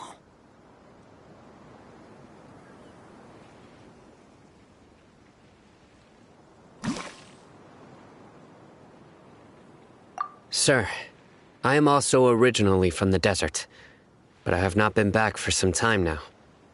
May I ask if such sandstorms are common? I can't say they've always been common, but recently the storms have become increasingly severe and frequent. Besides sandstorms, we also occasionally get earthquakes. According to an investigator who stayed in the village a while ago, these unusual natural phenomena are related to the withering of Irminsul. Another effect of Irminsul's withering.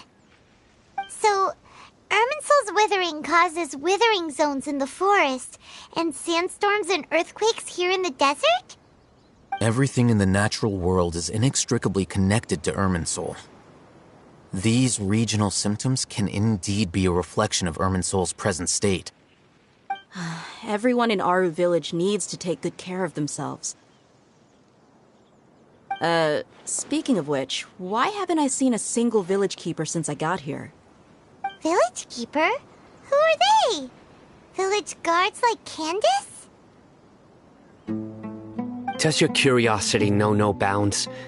Village Keeper is how Aru Village refers to mad scholars exiled here by the academia.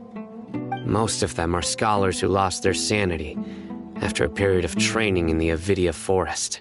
The academia believes that their crazed mutterings may have a negative effect on the psyches of other scholars. So, they're forcibly exiled to the desert. Alas, that's exactly what we've been trying to investigate. One by one, the village keepers have been mysteriously disappearing without a trace. But no one in the village has ever seen them leave. If you're planning to stay around the village for the next few days, I'd appreciate it if you could keep an eye out for them. I've had encounters with those people in the past. I'll see what I can do to help. The Matra are the ones responsible for their exile. Now that you're no longer with them, are you trying to alleviate your guilt and atone for your past sins? I'm fascinated by how you think. Mock me if you will, but if you are guilty, I will eliminate you, regardless of my position or identity. Oh, you're the former General Mahamatra. You must be an expert in these kinds of investigations. Thank you for your help. Is it because you're reminded of Hypatia? Oh, these poor scholars. First they lose their sanity, now this! We need to help get them back home, safe and sound. But, is it really a good idea to tag along with Sino? You seem like you really don't trust him.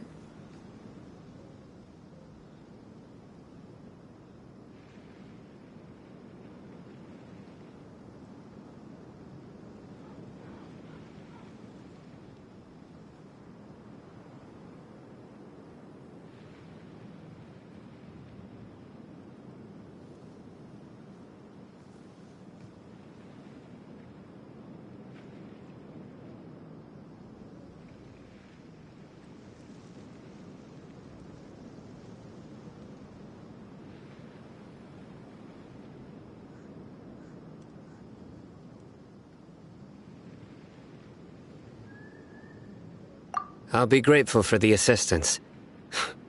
No doubt you will do a better job than some of my former subordinates. Let's start by finding a spot to share what we know so far.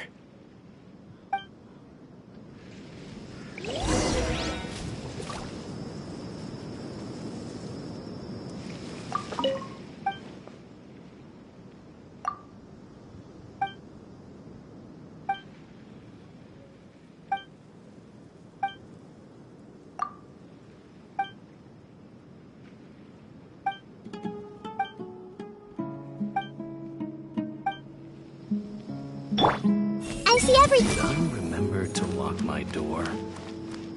Ah, well, it shouldn't be a problem.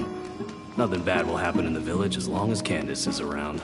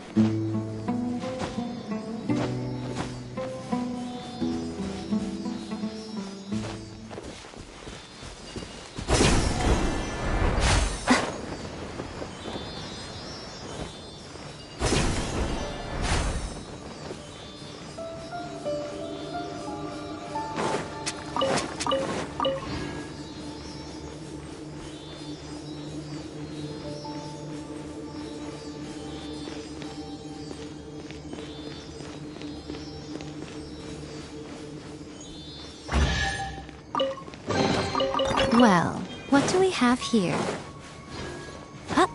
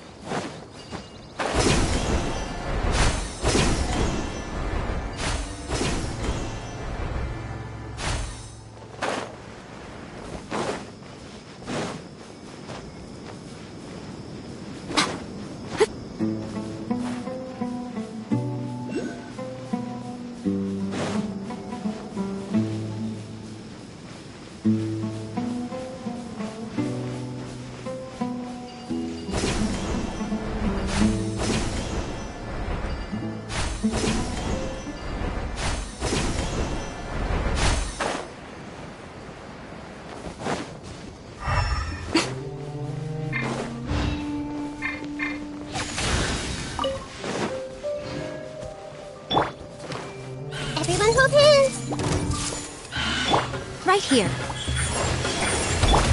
Rest and rebuild! Cross over!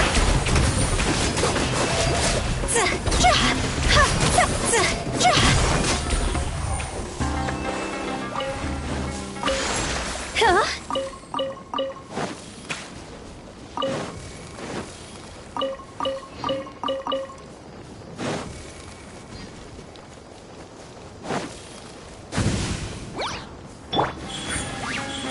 Right now. I see everything. Allow me. Go!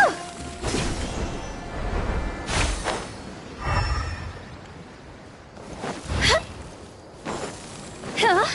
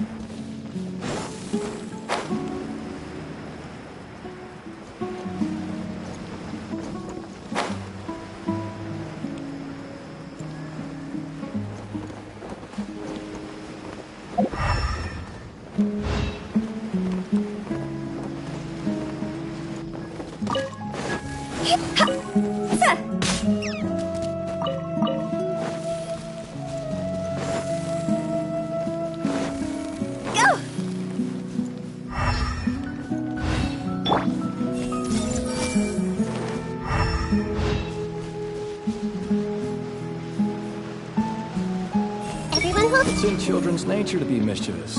There's nothing we can do beyond reminding them to behave every now and then.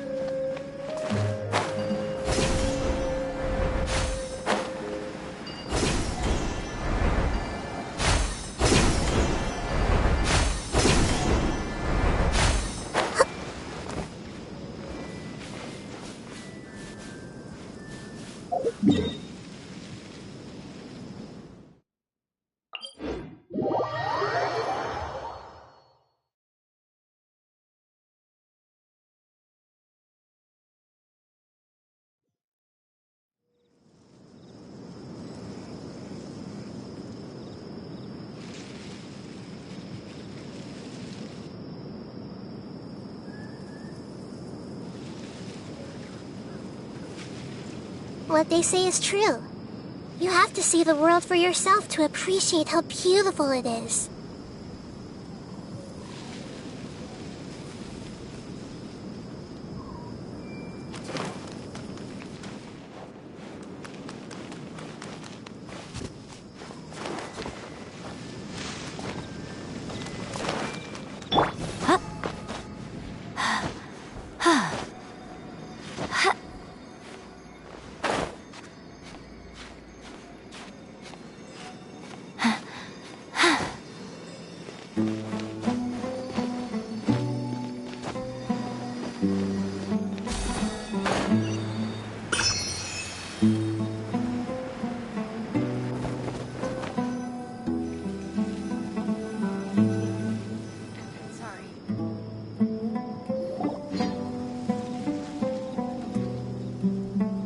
Although I've sent myself into exile, I'm still doing essentially the same things as before.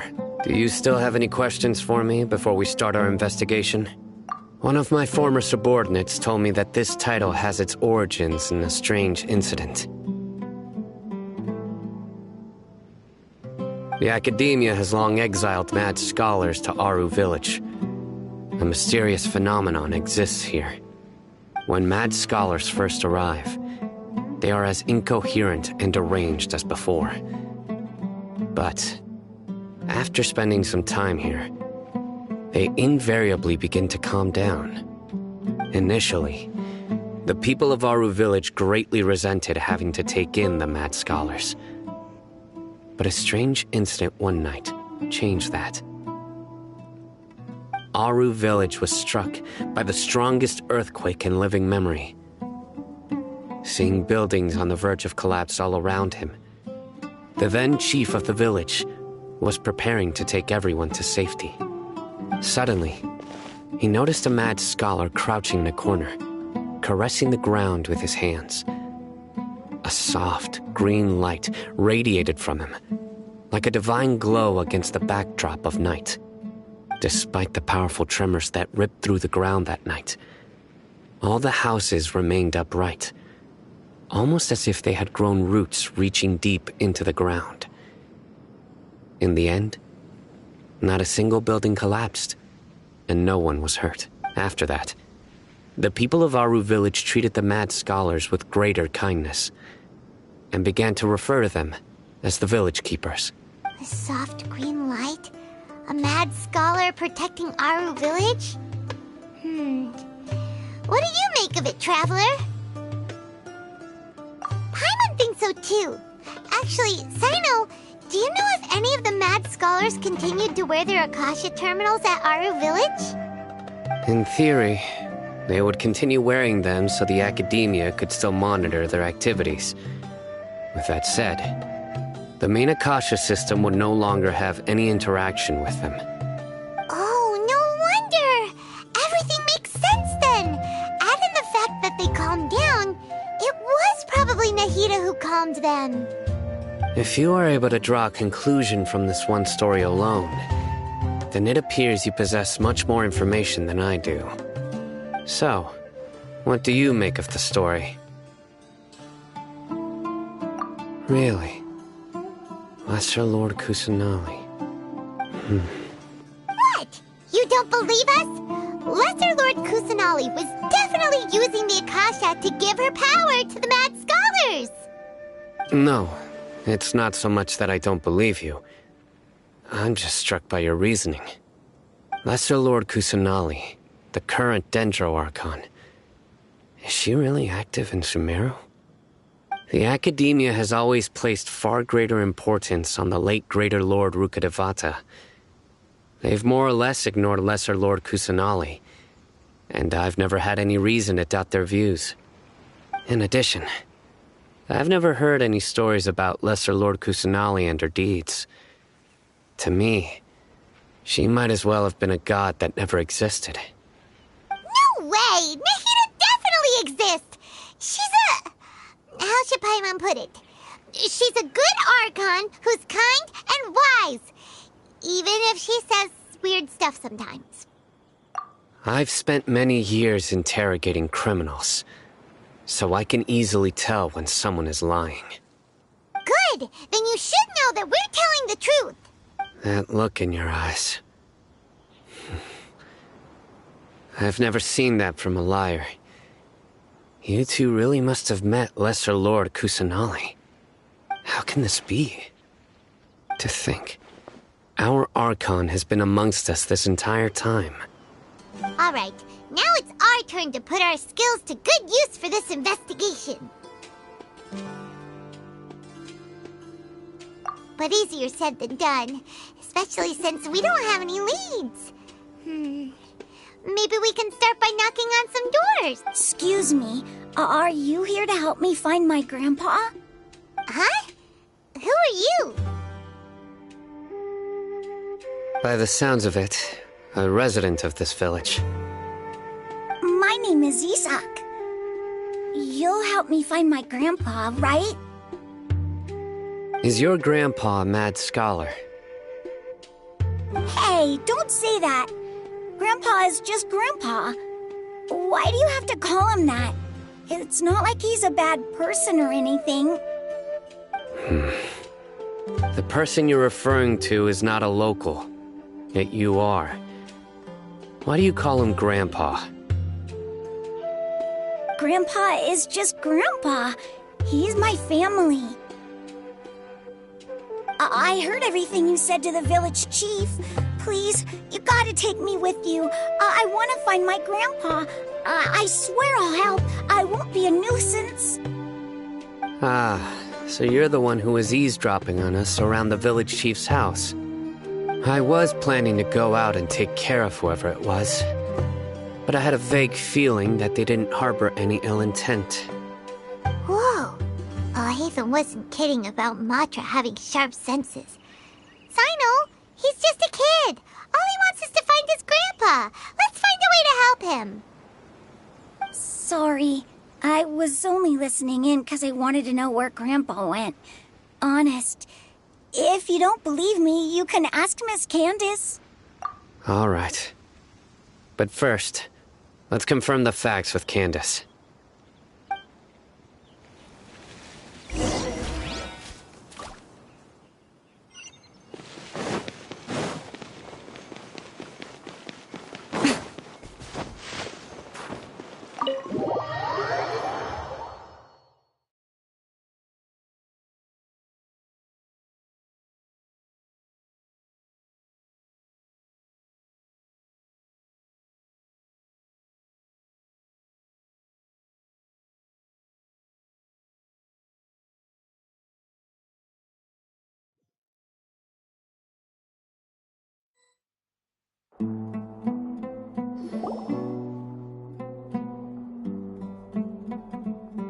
Sino is super vigilant.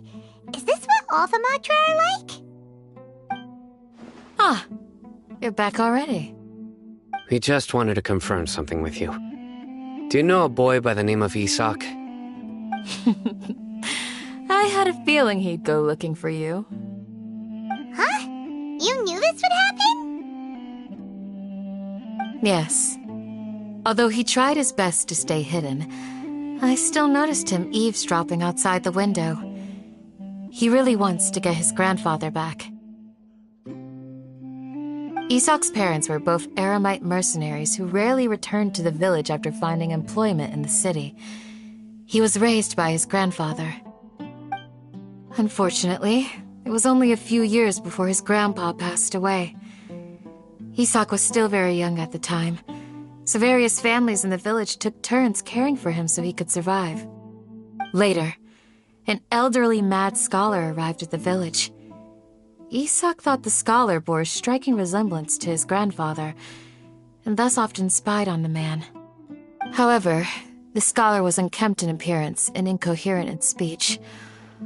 Although Isak referred to the man as his grandpa, he was afraid and didn't dare to approach him.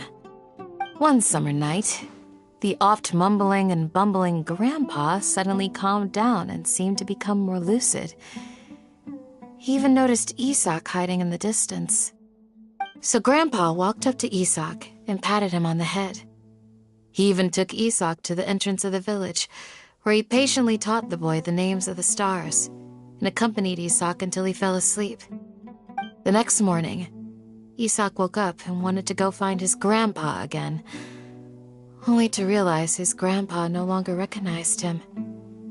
However, even so, Grandpa retained his calm expression. It's said that those who saw the scholar claimed he no longer appeared to be crazy, but appeared to be living in his own world, almost as if he were sleepwalking. Isak was thrilled that his grandpa was able to find peace and would follow him all the time, asking him things like, "Grandpa, want me to take you somewhere fun?" Or, "Grandpa, could you tell me stories about the stars again?"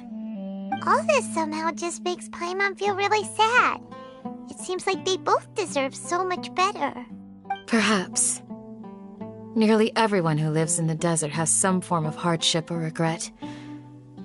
But even so, we must still continue on with our lives. It's also my reason for fighting. I must continue to protect this land.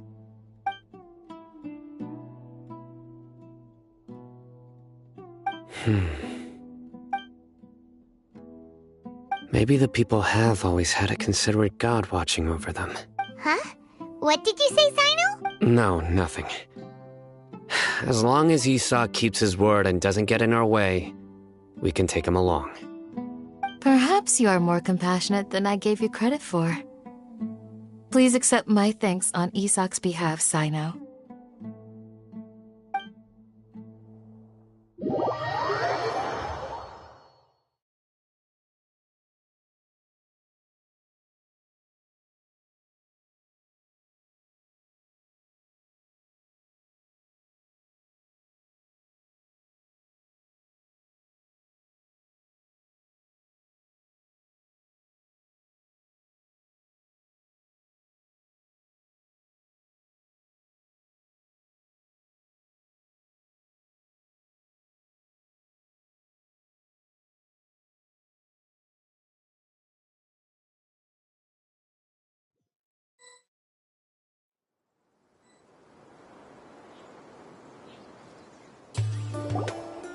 Hey, Isak! Oh, it's you guys! We've cleared everything up. Let's go find your grandpa. Really? Wow! Thank you so much!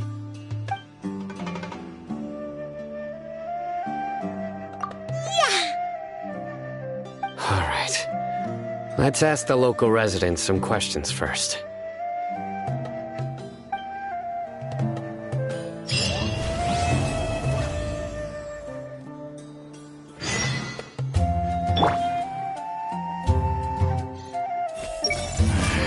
Weather in the desert is always so unpredictable.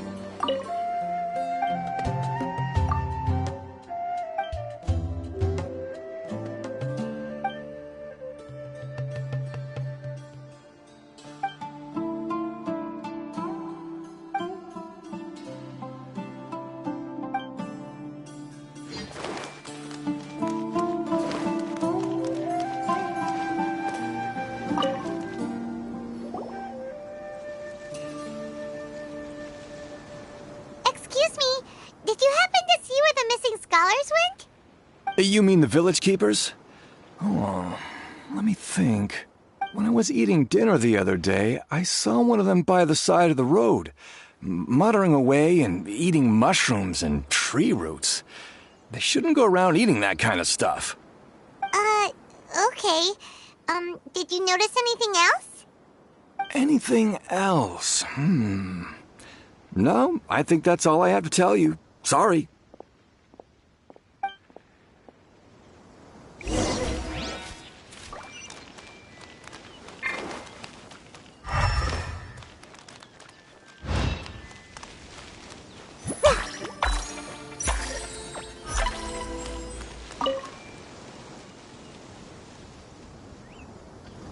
The scholars that have gone missing.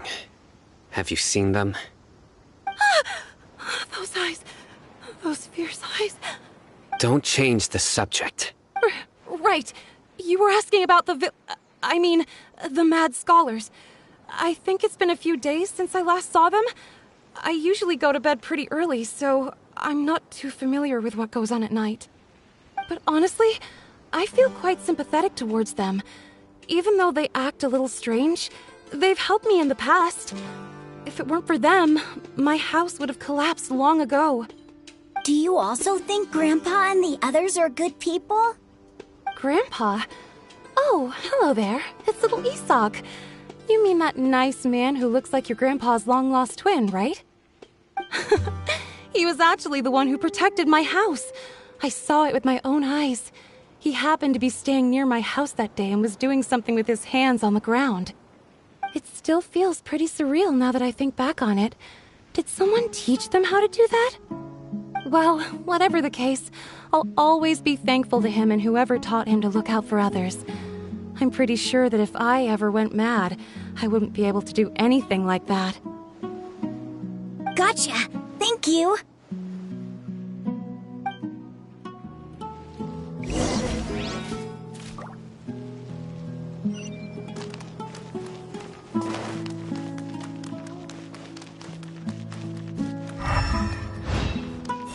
This prescription can be used for any small ailment.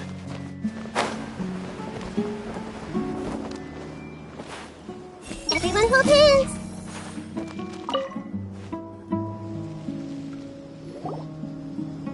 Sir, have you seen my grandpa recently? You know, the one who likes to sit and space out near the village entrance. Oh, well, if it isn't Isak. Oh, your grandpa, huh? It's been a while. The last time I saw him, he was spacing out by the road as usual. I went and asked him if he'd like any of the food I had prepared, despite my wife's protests. Like many people, she's really quite terrified of them. And speaking of my wife, she's still always complaining about how I don't make enough. She's mad at me. Oh, thank you. Thank you for taking care of him. It was nothing. You're looking for him, right? Did he go for a walk and get lost? Yeah. Whew, that's no good.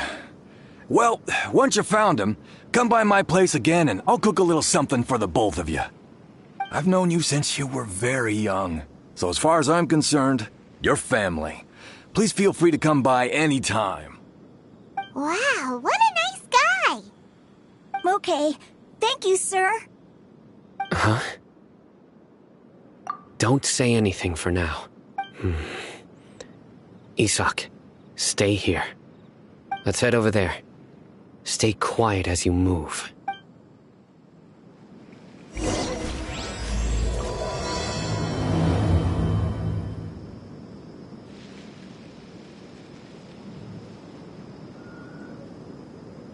Join the Aramites and embrace a wonderful new life.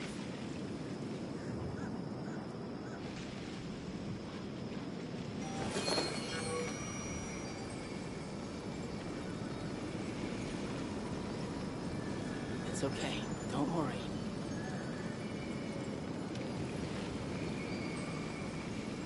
Thank you. And sorry. Join the Aramites and embrace a wonderful new life.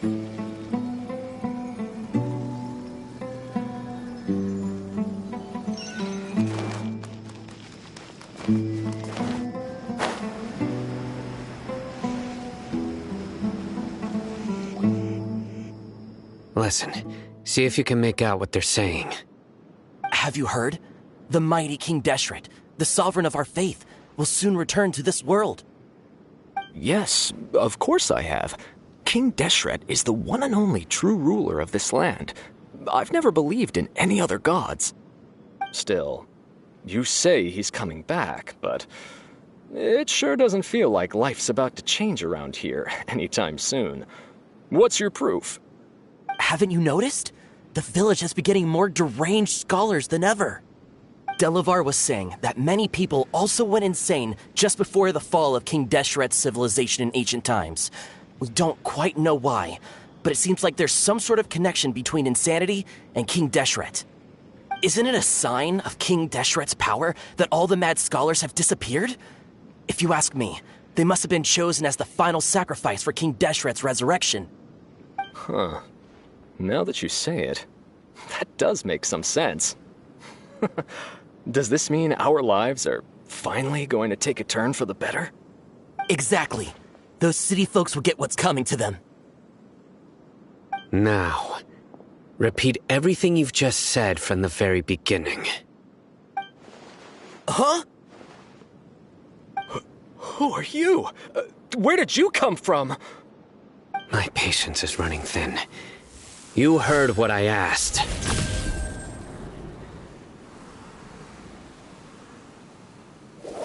Yeah! Bro, this guy's something else. Just look at his eyes. One wrong move, and he's gonna flay us alive. Let's not get on his bad side, okay? I am no match for this guy. Oh, okay, good sir. What is it you would like to know? Tell me about King Deshret's resurrection. Well, I only know a few things from hearsay. I went for a drink the other day and heard others talking about a rumor that the madmen will disappear and that King Deshret will return to this land. I'm not making this up, I swear! Hey, go on, keep talking. It's true. It's all true, sir. We desert folk have had more than enough of those people at the academia. They keep sending us all their mad scholars and won't let us have a good life. Would you want to live like this if you were in our place? The radicals were even more thrilled than me when they heard the news. We're all praying for King Deshret's speedy return. Delavar also said that once King Deshret returns to our side, it's only a matter of time before we conquer the land on the other side of the wall. They're all willing to serve under King Deshret and fight for a share of the glory. Is that so? Seems like he still wants to know more. Keep talking. Got it! At first, I told myself it was just the drink talking, but then all the mad scholars vanished without a trace, just as the rumors said. Please don't beat me up just for mentioning these rumors. If I'm guilty, then everyone else around here is also guilty. I'm just saying what the others said. The people here really like King Deshret, but dislike the Dendro Archon. Where is this radical person you talked about? I haven't run into him over the past few days, so he probably hasn't been around the village. What about you, man? Have you seen him at all? No, not at all. We wouldn't dare lie to you. He's really not here right now. Sounds like you're not too close with the radicals. No, of course not. All we know are their names. I have many ways to stop you from talking. And many others to stop you from sending warning messages. So you'd best just stay home and hope I don't hear of you trying to contact anybody. Don't do anything until I've gotten to the bottom of this. Try something foolish, and even Candace won't be able to protect you. Yes, got it. We'll do just as you say. That scared Paimon half to death. Sino is pretty terrifying. He didn't try to reassure us at all. It's like he's used to hearing that. Oh, Paimon bets lots of people have told him that before. I heard that. Sorry. It's part of being a Matra. The rumor we heard just now seems like a strong lead. But we need to check a few more places. Very well. Isak! I'm here. Where's your grandpa's house? Well, I can take you there. Just follow me.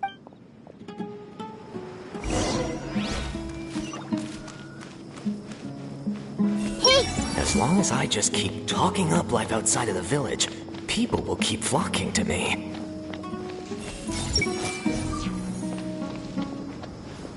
Grandpa, he likes to be alone. Sometimes he stares at the sky in a daze, and other times he just pokes at the ground with his fingers. Every now and then, he yells out at the top of his lungs, so a lot of people are really scared of him. But he's a good person, really. I know he is. I swear, he's just like my real grandpa.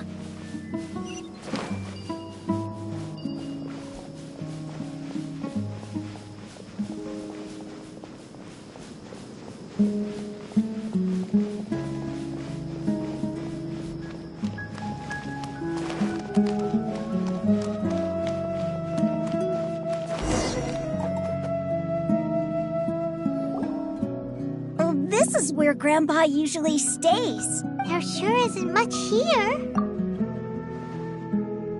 No. Incense? Please don't say it's the same one as before. But are you okay? Are you getting dizzy or need to lie down? There's a scent that you can sense, but I can't. A certain traveler here once passed out from that smell. Thankfully, Tainari saved the day. And then he gave us a long lecture to explain all about how it worked. So, you know Tainari? Huh? You know him too? Are you two friends? Yes. Now that I concentrate, I can also make out the scent of incense. Wait, surely Tainari didn't lecture you too? No. No need. Did you first encounter this scent at Tainari's house? In the forest. From a scholar.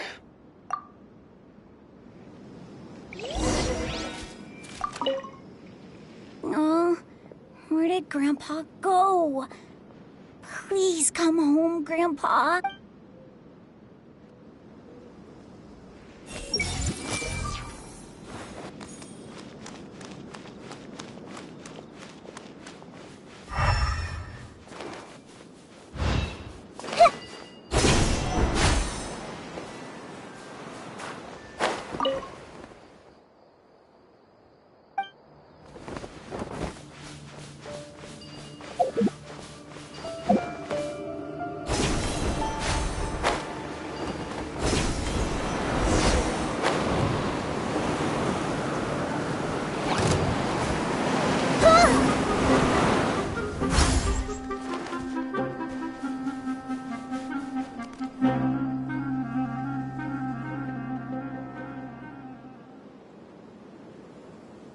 What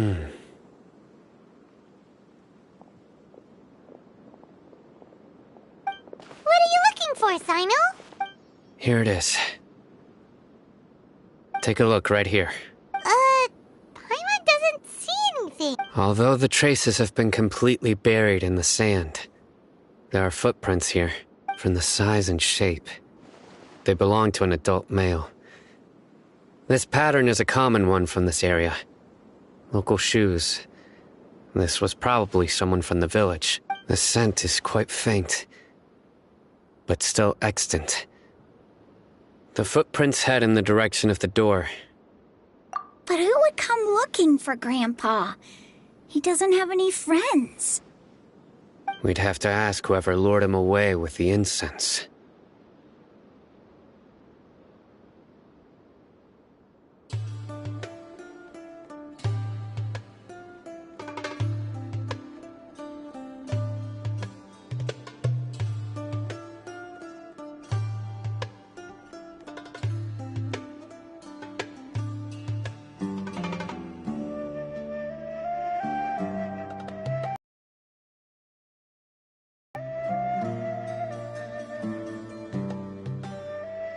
Huh? So you can lure some...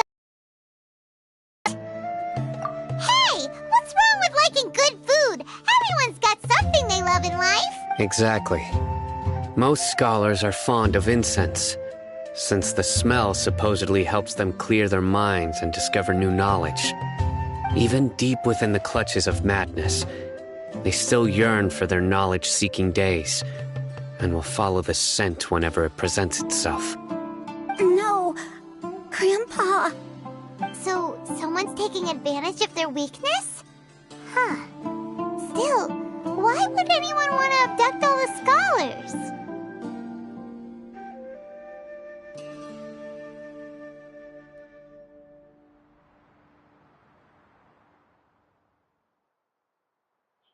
Are the rumors really true? Could the disappearance of all the mad scholars have something to do with the radicals? It's highly likely. Please, you have to save my Grandpa. Grandpa's never done anything wrong. Please help him. Sounds like we'd better help get him back. Don't you worry, Isak. We won't let whoever took him get away with it. Let's head to Aru Village and inform Candace and the others about what we learned here. After that, we'll set off to find the scholars.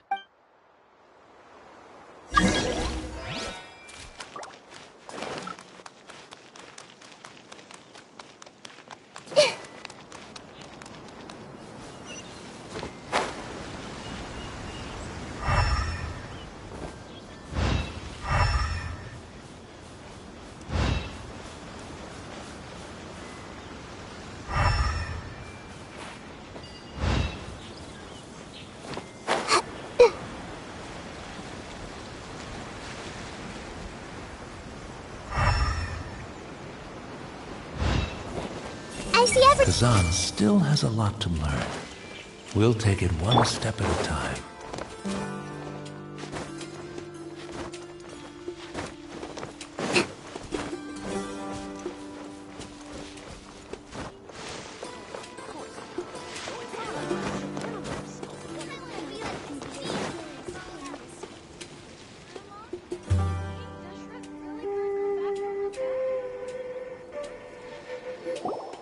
Right. The darker fabric definitely looks a lot better. That'd be my choice, too. We're back, Candace! We've got a lot to tell you.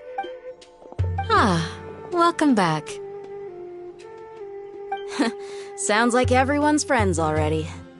Oh, Dia's here too! You bet. So, everything goes smoothly? Reasonably. Alhaitham didn't go with you? We haven't seen him at all. Huh. I saw him around the village entrance earlier and figured he was investigating with you. I guess he must have gone off on his own. Did you find out anything useful?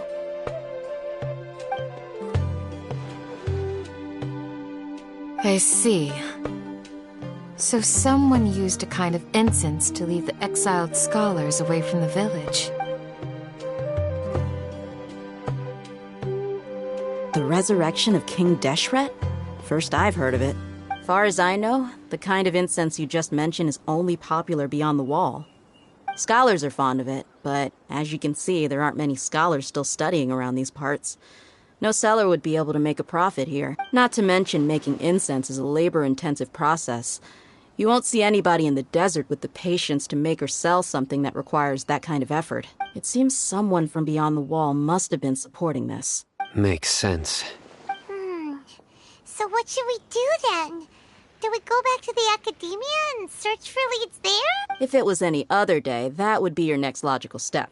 But today, you've got me on your team, so you get an extra tip. Didn't you say that the villager got his news from the tavern? Well, I also like to drink at the tavern, so I know a thing or two about these radicals he mentioned. If Paimon remembers correctly, the leader of the radicals is some guy called Delavar. Ah, yeah. Delavar, the scar-riddled bandit, Engur, the wide-eyed butcher, and Jabari, the duck-tailed bearded crook. These guys have one thing in common, and that's being broke. The rougher life gets, the more they want to believe in King Deshret. Way they see it, King Deshret's resurrection is their only chance at overthrowing the academia. Throwing all of Sumeru into chaos is the only way to change the way of life here in the desert. Anyway, that's my guess why they've chosen to become radicals. Tia! You're amazing! You really know this place inside and out!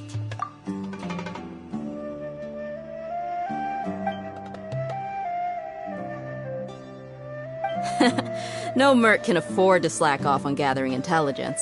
Every mora I've spent in the tavern has been a valuable investment. Let's head out. Now hold on, you're staying right here, Sino. Why? Aru Village is not a big place. Outsiders stand out here like a sore thumb. I'd bet word about you has already gotten out. The desert is unforgiving, so the way of life here is also a lot tougher than on the outside of the wall. You survive on making connections out here. Compared to you, mercs like me are just third-rate amateurs. I've got no actual fighting skills to speak of. But that also makes it a whole lot easier for me to gain the locals' trust. I need to go around and ask some questions, but it'll be difficult if you're with me. Fine. Good. Then we've got a plan. The Traveler and Paimon will go to Caravan Rebot with me, and we'll try our best to figure out where the mad scholars have been taken. Sino, you'll have to stay in the village and continue investigating on your own. All right! Sounds like a plan!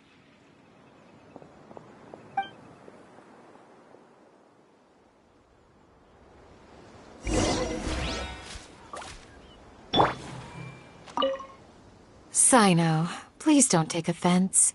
I'm sure Dia just wants to help everyone solve their problem as quickly as possible.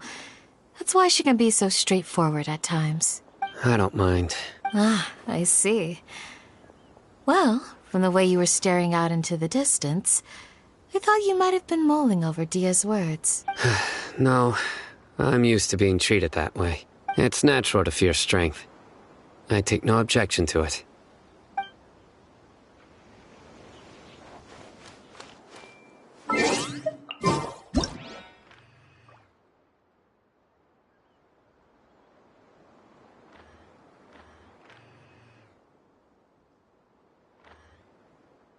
If you're not sure what to do next, how about I take you on a walk?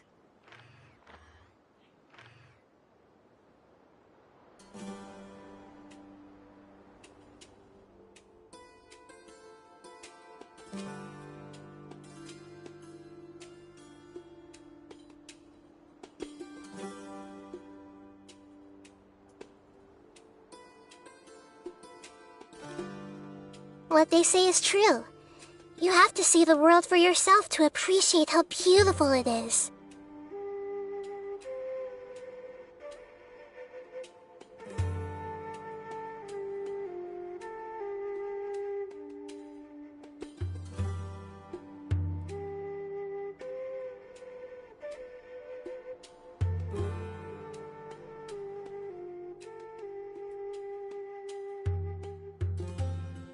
Something on your mind again? Let's we're through it together. 2 heads are better than 1.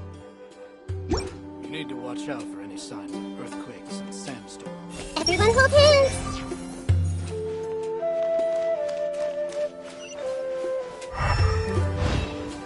Hey! Good.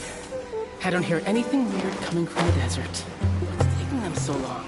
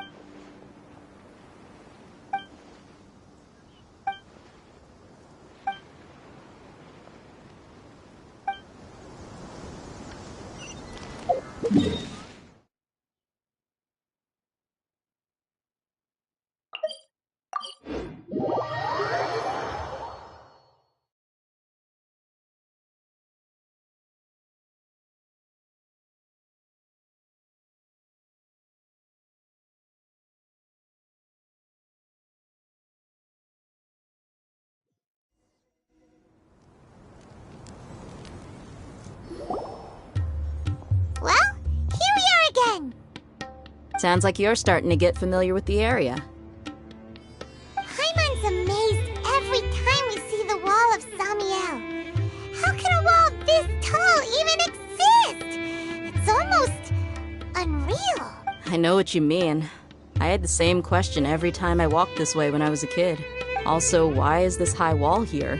And can a wall really block sandstorms? It was only after I grew up that I realized the Wall of Samiel isn't just there to keep out the sandstorms. It serves a more important purpose, keeping out people like us. Sumeru is run by wise and mighty sages. To them, us desert dwellers are nothing but tools that can be used and discarded at their whim. We're cheap labor, like livestock, but easier to control. Nothing more. Even if a child from the desert got the chance to obtain an Akasha terminal, almost all their requests for knowledge would be denied. The academia believes we're underserving. Geniuses like Sataria are 1 in a million. The other children never get a single chance to try and rewrite their fate, even though the academia knows very well that we're humans, just as they are.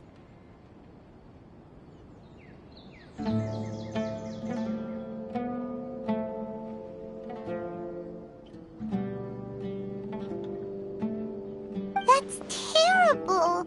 I would tear down this wall with my own hands if I could. Hey, Dia. You're not thinking about doing anything scary, are you? No, not at all. This place just gets me thinking, that's all. Besides, we're here to procure information, aren't we? Yep, we gotta catch those... Shh. Caravan Rebot is crawling with people, so be careful what you say. We don't want anyone to find out what we're here for. Our mission started the moment we arrived here. Let's go check out the tavern. Maybe we'll find someone I know.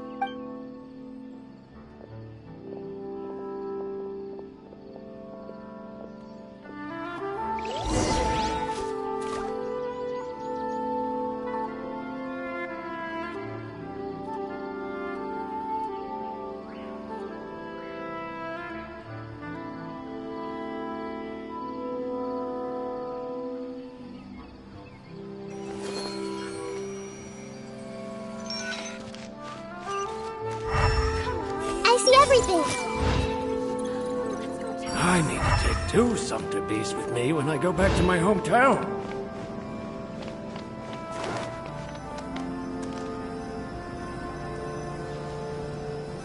Just our luck. None of them are here today.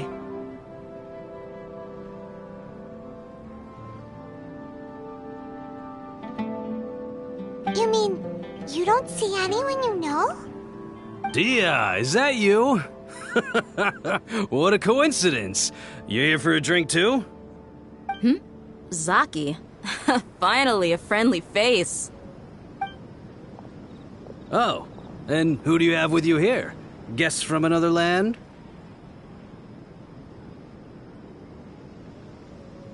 Hello, hello. I'm Zaki. Dia's, how would you put it? Drinking buddy? We've had drinks together a few times. You could say we go back a ways. Anyway, as far as my friends here, they aren't too shabby, are they? You rarely see any Outlanders so friendly and respectful nowadays. Absolutely. Much better than those people on the other side of the wall. So, Dia, are you looking for someone? Yeah. Have you seen Enger, Delavar, or Jabari recently? Of course I have. Matter of fact, we were all here drinking together just a few days ago. I've got a spice trading deal from another nation. I thought maybe Delavar and his friends might be interested. Know where I could find him? Ah, how thoughtful of you.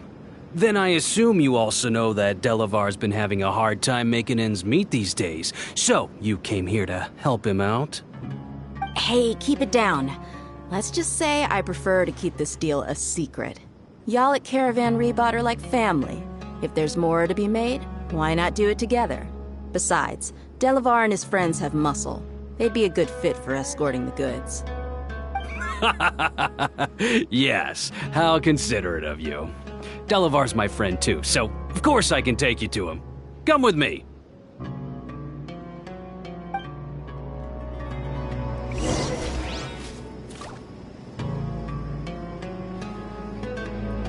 Welcome, weary travelers. All who seek rest will find it here.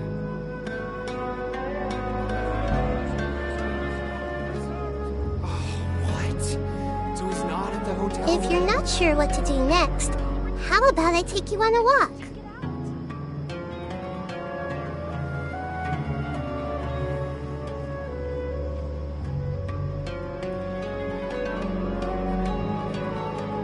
Welcome, weary travelers.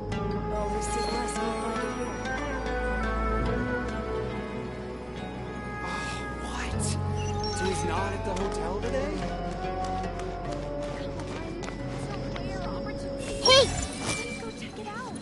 I wish someone would play a game of Genius Invocation TCG with me. It's easier to open a business here. Travelers. There's less competition than in the city, after all.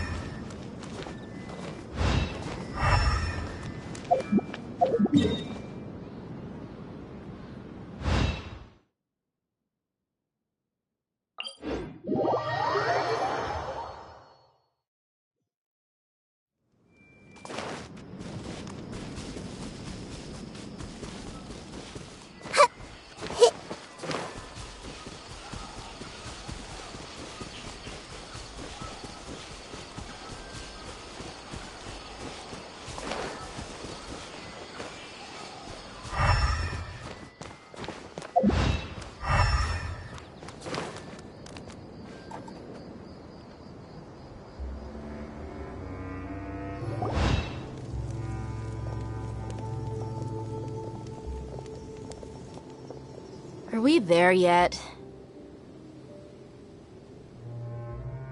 Yep, this is the place. This place is practically deserted. What are they doing in a place like this?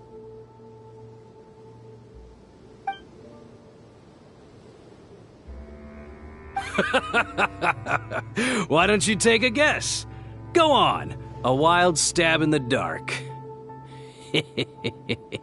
You're like lambs to the slaughter. Oh no! It's an ambush! What's this all about, Zaki? Come on, Dia.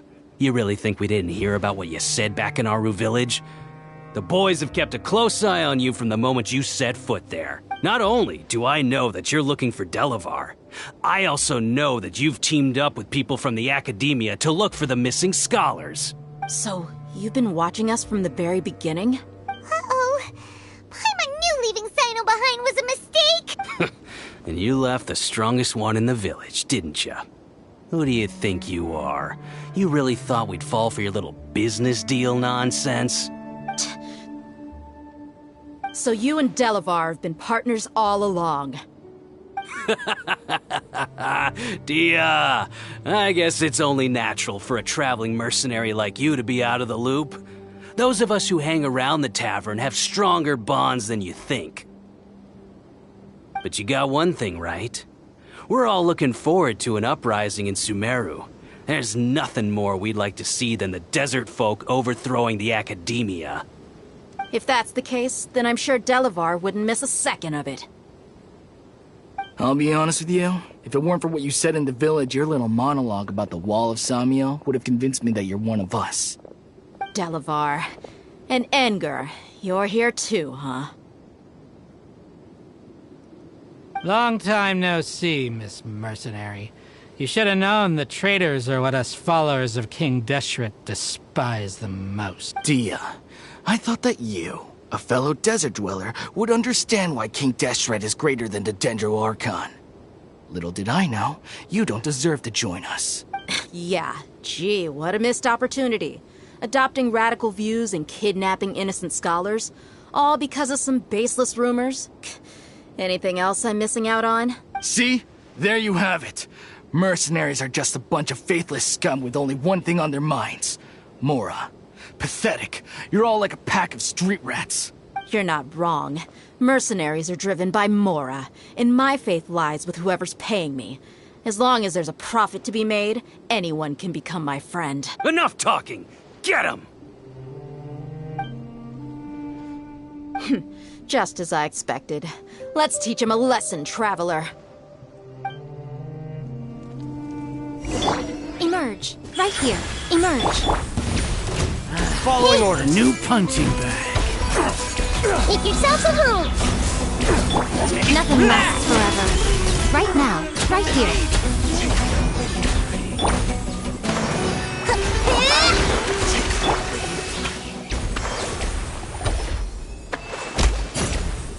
Impossible! How could you? So, what do you think about your meticulous network now, Zaki? How did you say it? It's only natural for a traveling mercenary like me to be out of the loop. I'm guessing your informant told you that I'm just an incompetent merc with no real fighting skills, correct? I mean, that is what I said after all. And of course you would believe everything he reported. The only thing you know about me is that I'm a mercenary, but you've never seen me in action. Even though you heard we went to handle monsters together, you believed that Candace was the only one doing all the real fighting. That so-called Flame Mane is just a fraud. She admitted it herself. She just uses her connections to gain the trust of others. That's what you thought, right? Ugh. You lied in the village because you figured that we'd have people watching you. And you were stupid enough to fall for it. I figured as much the first time we drank together. You all thought you were so smart. Pathetic. Okay, that should be all of them. Whoa! So you've been planning this since we were in Aru Village? No task can be done without preparation. I just happened to notice a couple suspicious-looking people while you were out investigating. Oh, but instead of catching them right away, you let them report back. Those two who were snooping around were just a couple small fries. If we want to get the real catch, we have to be patient and give it some time. Oh, you mean the funny name she mentioned back in Uncle Ampu's house? The wide-eyed butcher, scar-riddled bandit, Paimon can't remember them all.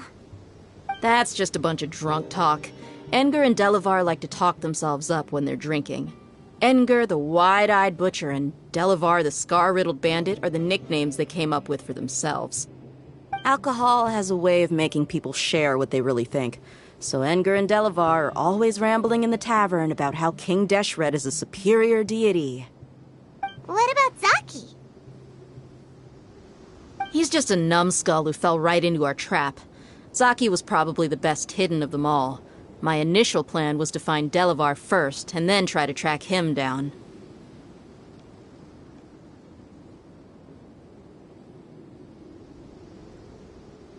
That's what you wanted to ask when we were at Uncle Anpu's house, right?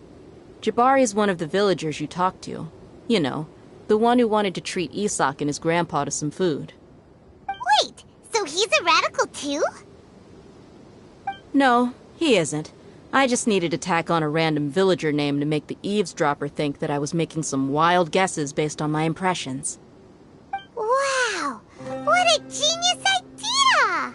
Well, that's an expert mercenary for ya. Ah, you're too kind. It was straight from the usual playbook, if I'm honest. So, that thing you were saying before, is it really true? About what? About how mercenaries only care about Mora, and that anyone's a friend as long as there's a profit. Does that bother you? What makes you so sure? Dia, do you dislike the Dendro Archon like the other desert folk? You two are pretty sharp. No, I don't have anything against the Dendro Archon. I've heard a lot of nice things about the Lesser Lord from Dunyarzad. I can understand her devotion and gratitude. Dunyarzad's just an ordinary person. There's no way a god would be so involved in the lives of everyday people, unless they were truly compassionate. I've begun to realize that the sages are behind everything that's happened recently. The radicals' blind belief in King Deshret, making the Dendro Archon out to be an enemy. It's all the academia's trickery. But I see through it all. And unlike them, I can never be hostile towards anyone who's never done anything wrong. Dia. Anyway, looks like we're done with business here. Traveler, lend me a hand. Let's tie him up and bring him to the village.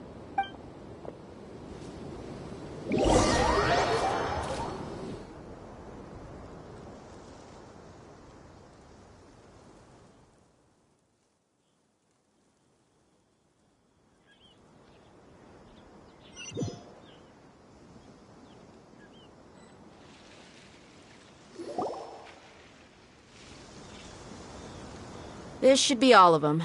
I'll let you take it from here. All right. I'll be in touch. Until then, please stand by. Candace, do you need any help? Candace will be okay on her own. I trust her, so you can too.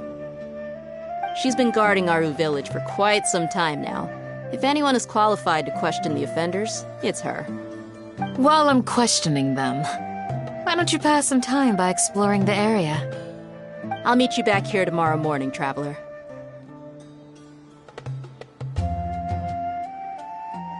As for these idiots, let's just hope they live to see another day.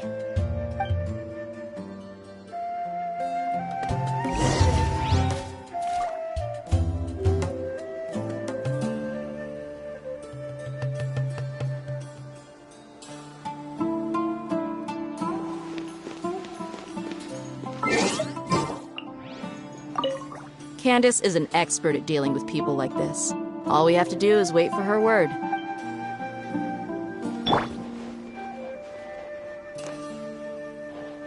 You need to watch out for any sign.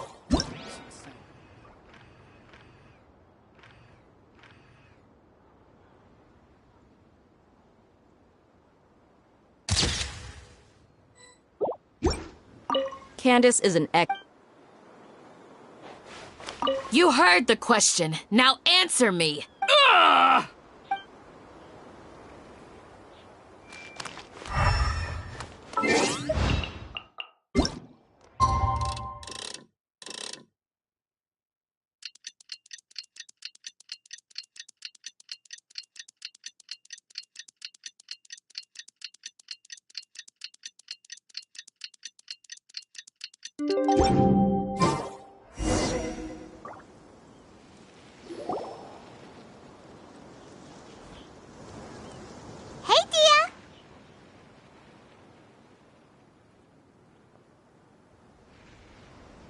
Right on time.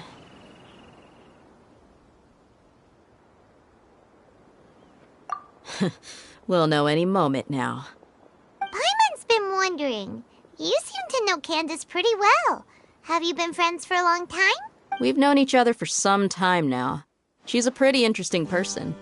Even though she's an extremely strong warrior, she never misuses her powers against others.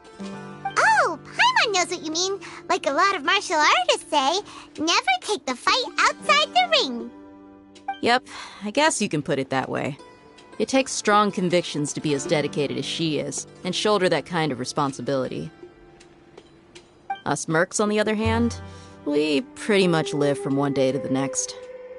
Well, Paimon thinks you're great too. Really? Thanks for that.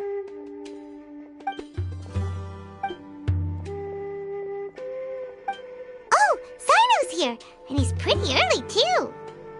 Yes, I was here yesterday to help out a little. To help out? By doing what? Sharing some interrogation techniques. Oh, you mean you taught Candace some more persuasive methods? Right. Come on in, everyone. Come on, let's go inside.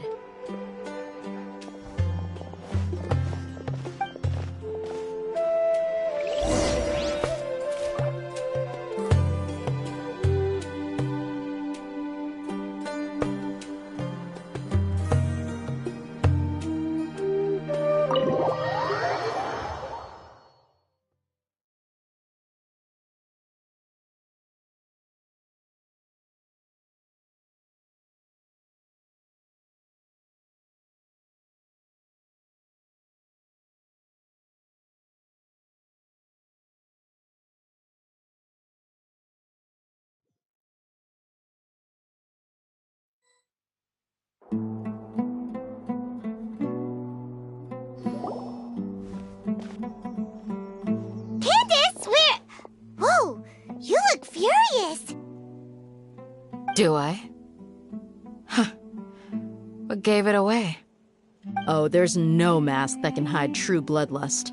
Cover up your eyes, and it'll still show itself at the corners of your mouth. Perhaps I need to work on my composure. Still, it's perfectly understandable why I'm angry. I'm sure everyone present would agree. Yes, ma'am. Please, don't beat us anymore. We're gonna die. Well, looks like Sino taught her well. You fear death yourselves, yet you do not hesitate to place the lives of others at risk. The absurdity is mind-boggling. The ones you call mad scholars are known to us as the Village Keepers. They are vital members of our community, and some even count them as family. You come here, to my village, and you treat my people as nothing more than stepping stones towards your goal. Tell me, what would you do to you in my position? Mercy! Please, have mercy! You've made your bed. We may both be desert dwellers, but there's one thing that I understand better than you. The resurrection of King Deshret will only result in war. And war serves no one. The people of Aru Village care little about which god is in power. Life may be tough and tiring, but we wish to preserve our way of life. A war would only cause us to lose all that we have. And that is not a responsibility that you can afford to shoulder. We understand. We're sorry. I'll tell you everything I know. Please, just let us go. I'm listening. You might not believe this, but it wasn't us who came up with this idea. Someone was spreading rumors in the tavern. That's how we ended up hearing about King Deshret's resurrection. Some mystery man told us that mad scholars will make the perfect sacrifice to usher in King Deshret's resurrection. They give their lives, and we can get anything we wish for. They're called Village Keepers. Slip up again, and you'll regret it. Yes, sorry.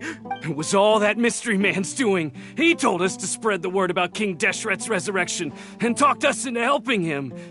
In return, he said he'll help facilitate the resurrection process.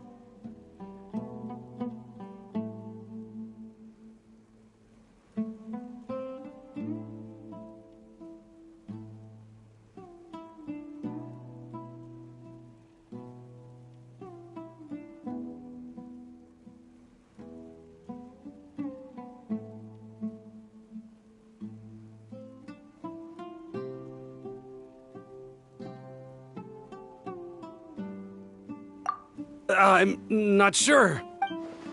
That's one. Huh? One what? Strike. You get a total of 3.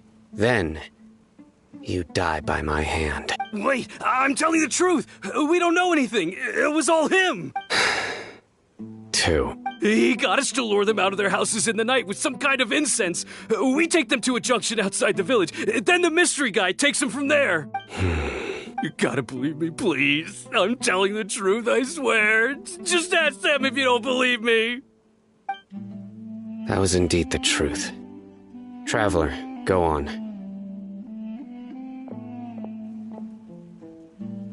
You have to believe me. If I knew that, I would have told you his name right away. I'm not risking another beating to keep his secrets. No way. That guy, he wears a cloak, and he's always careful to cover his face. He calls himself King Deshret's envoy. I believe I may know what's going on. Uncle Anpu? What do you mean?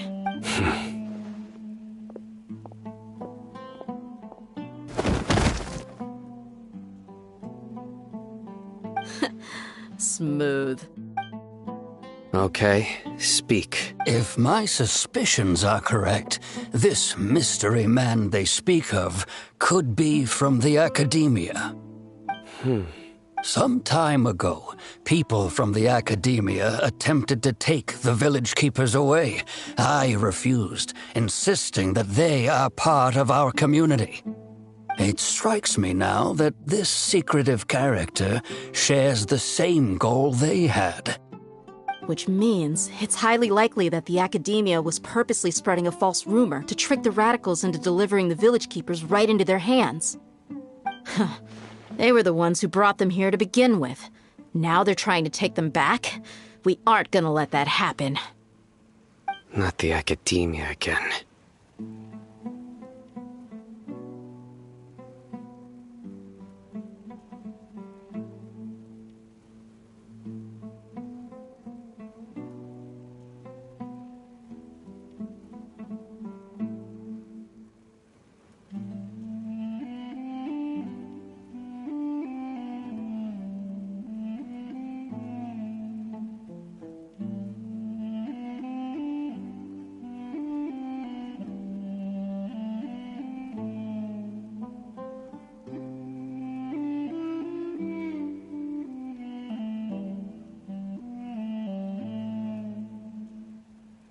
Just as I thought.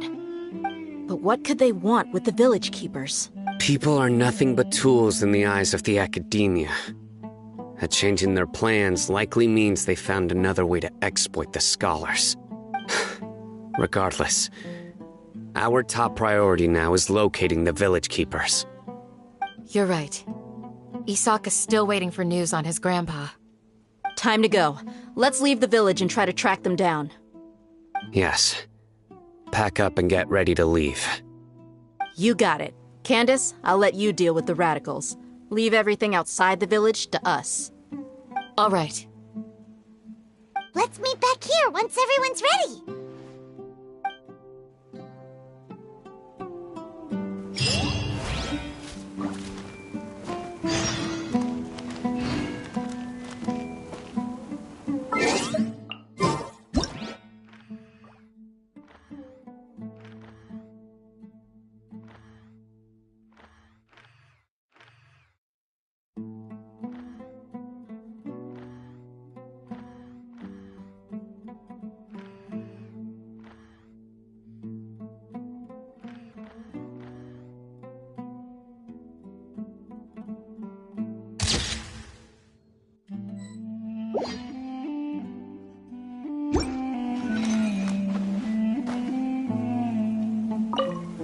What scheme is the academia brewing now?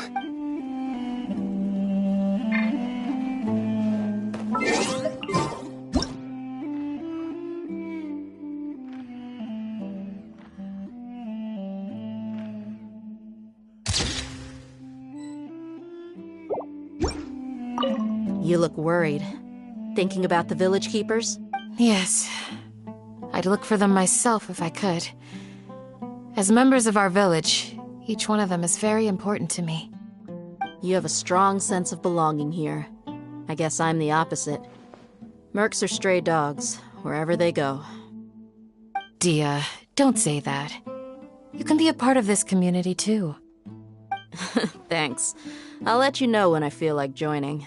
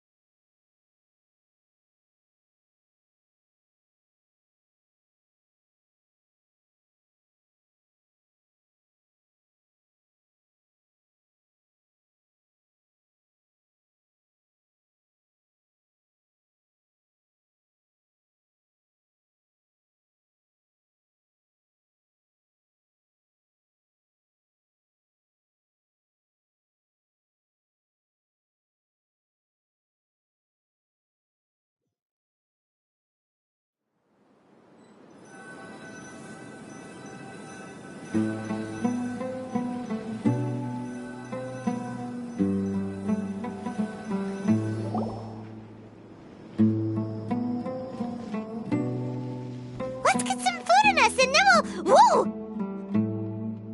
Where did you come from? Well, as you can see, I am merely sitting here and reviewing what we have deduced thus far. You were gone for ages!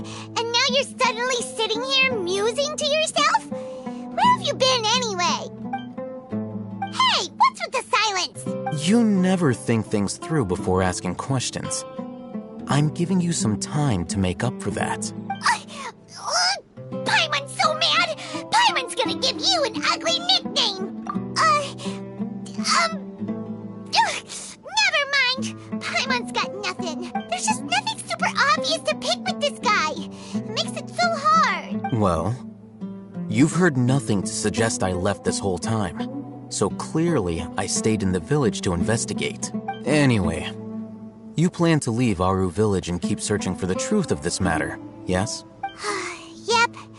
We're not gonna find out anything more by staying here, so we thought that we might as well take the search elsewhere. Enough with the silent treatment! No. I'm just surprised that you decided to team up with him. Alhaitham, you haven't helped us out at all ever since we arrived at Aru Village. Bold of you to question our choices. Yeah, you're all talk! While you were investigating, I had my own work to do, which I've now finished. Really? Paimon doesn't believe you. To be honest, we aren't really a team, so I have no obligation to inform you of my whereabouts. Not to mention that going separate ways allowed me to find some important information that you all had missed.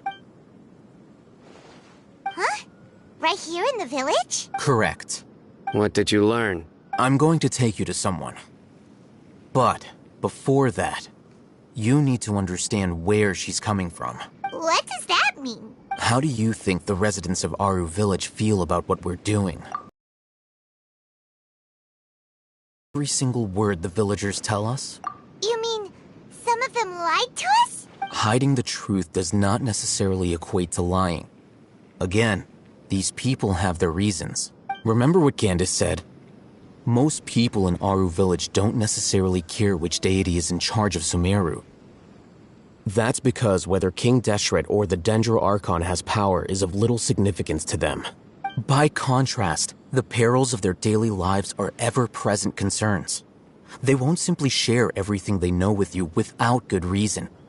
That's why you believed there was no further information to be found in this village. Glad you're following along. Among those you have talked to, there's someone who was consciously keeping you out of the loop. In fact, she's been observing your every move since you arrived. The reason being, to someone who only wants to live their life in peace, any external factors introduce unpredictability into the equation. Those eyes, those fierce eyes. You look like a real fighter. Don't change the subject. It's quite obvious that she's intimidated by Sino's authority and strength. Right. You were asking about the mad scholars. She corrected herself mid-sentence because she's aware that there are King Deshret fanatics in the village. If she sounds too friendly towards the village keepers, she could easily make herself the radicals' next target. I think it's been a few days since I last saw them. I usually go to bed pretty early, so I'm not too familiar with what goes on at night. Remember, She made a point of denying her involvement in anything that occurs at night. But honestly, I feel quite sympathetic towards them. Even though they act a little strange, they've helped me in the past. If it weren't for them, my house would have collapsed long ago. After speaking to the village chief, it became clear that the village keepers had protected Aru village at night. In other words, the young miss was very much awake during that time. Then why would she lie? By getting involved with an outsider, she risks drawing unwanted attention to herself. As for why she might be so wary about all this, maybe you should ask her. I'll pass on this one. You said that she is afraid of me. If so, it's best if I stay out of this. We're on it!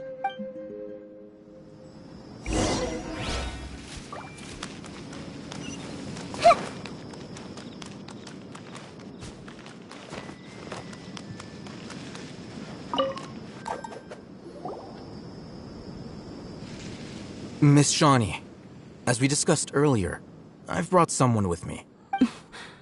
Mr. Alhaitham, I'm aware of where you stand, but how can I make sure that your friends think the same as you? Huh? What do you mean? We need to clarify our stance or something? Go ahead and talk to her. You'll get the answers you want. Go on. Earn her trust. Is it really that simple? May I call you Traveler? Hi, Traveler. I want to ask you something.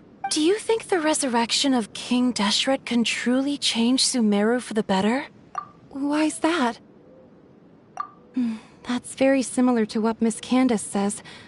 I know you two are friends.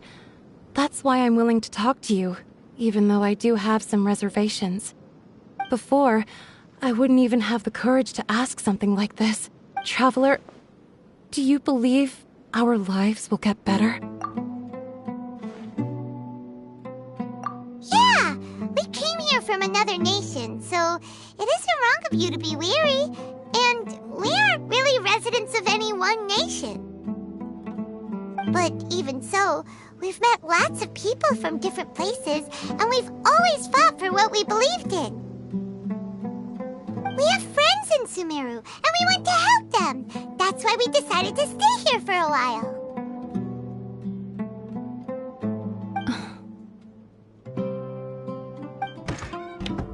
I want to trust you.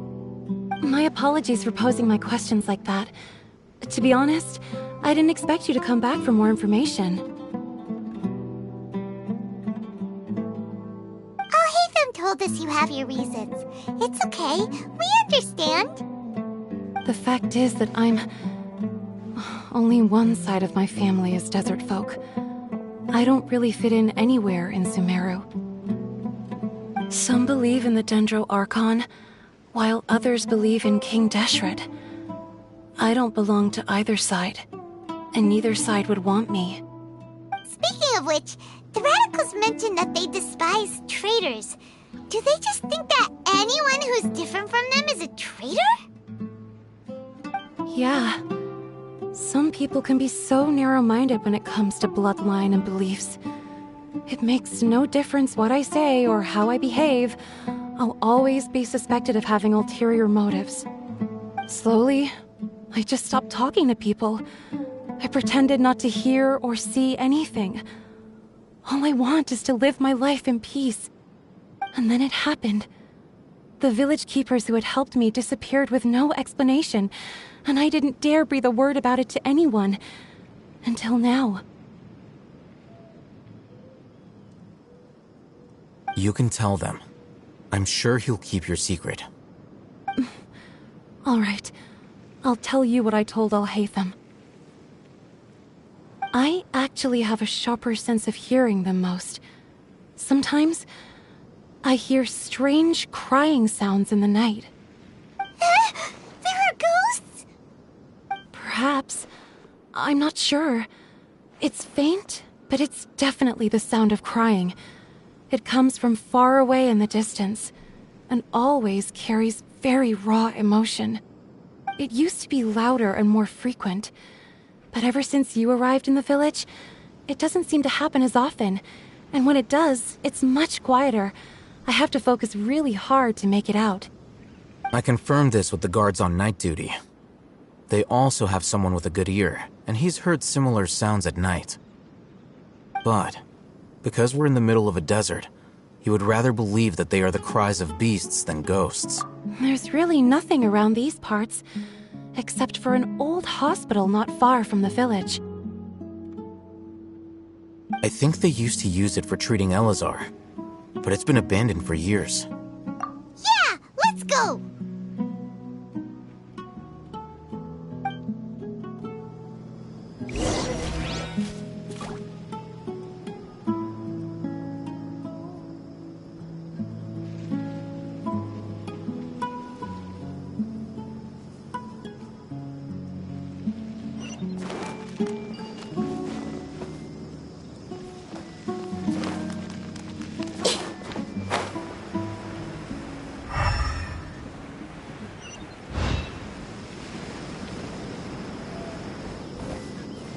Everyone hold hands!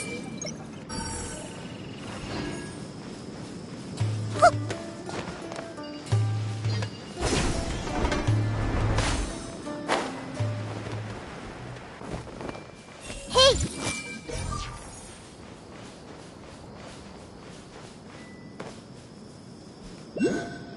I see everything!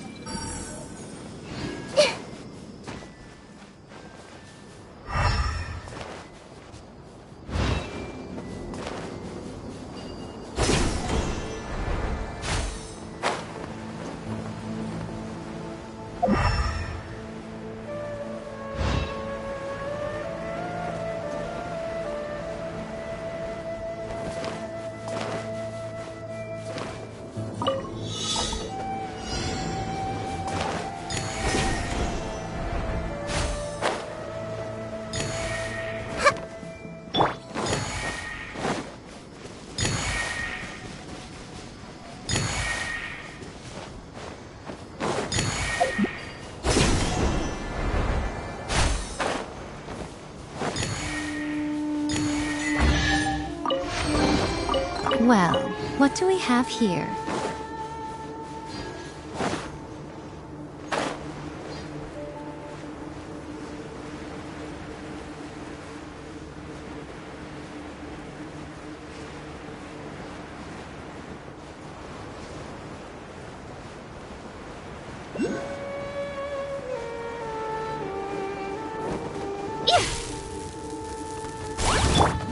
Everyone hold hands!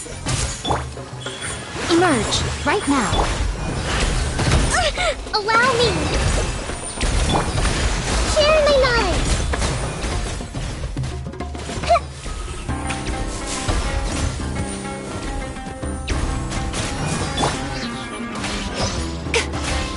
Show them, right here. Emerge.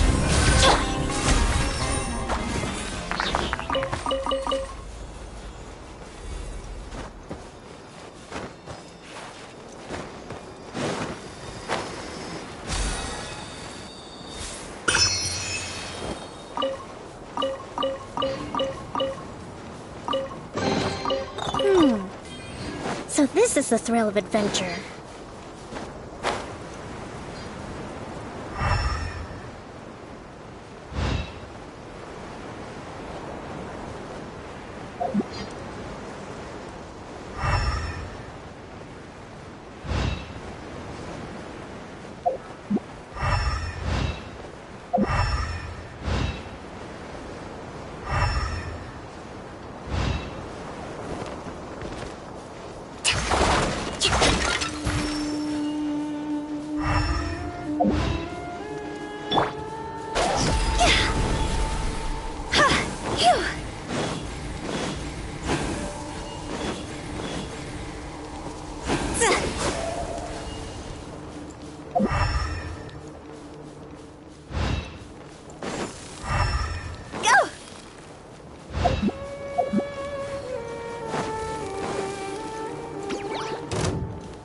Right now, right here. Emerge. Take! Rest and rebuild!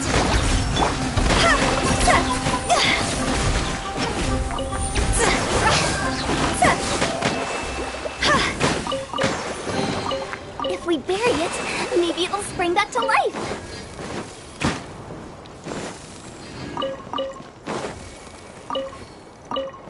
Huh?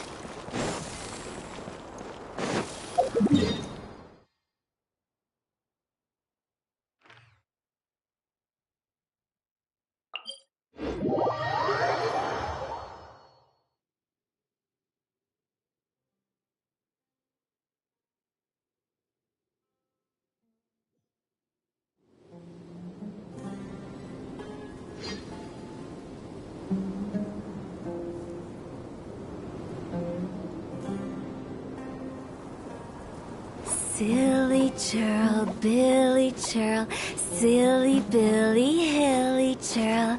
Ooh. Phew.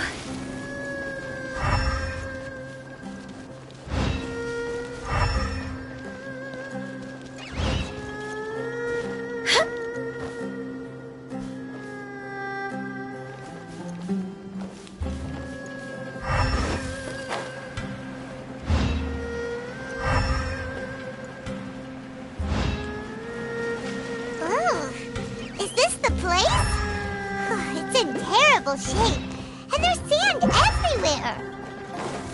Empty and forgotten. An ideal place to hide people.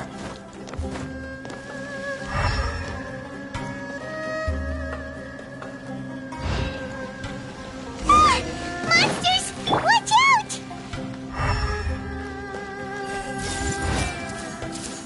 Yeah! Right now, right here. Hold the line! Make yourselves at home! A sight to behold. Emerge, right now. I see everything! Emerge. Right now. Hey!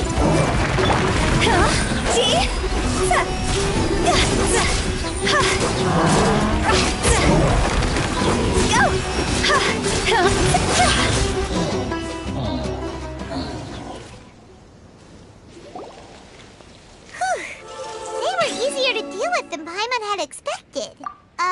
Super strong bandits? Or monsters taller than buildings dropping out of the sky? Or, something like that. He looks super serious. We gotta stay on our A game too. This is the one.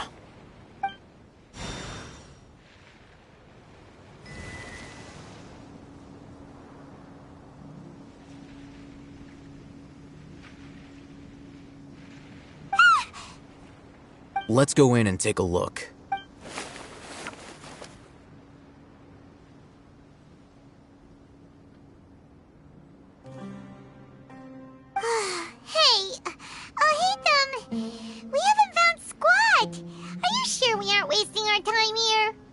Patience. Shawnee says she only hears the crying at night. We have time to burn. Until then, I'm taking a break. And just like that, he sits down. Wait, he even brought a book to read? What are you reading? Let Paimon see!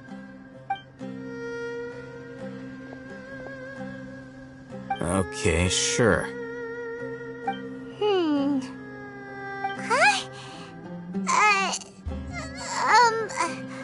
The natural position, which is the positional propensity of an entity in natural motion in contrast with an object in forced motion?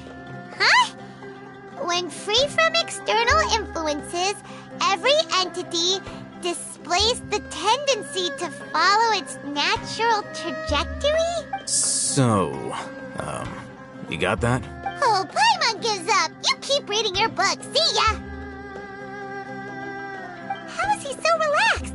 Look at him, reading an impossible book in a creepy place like this.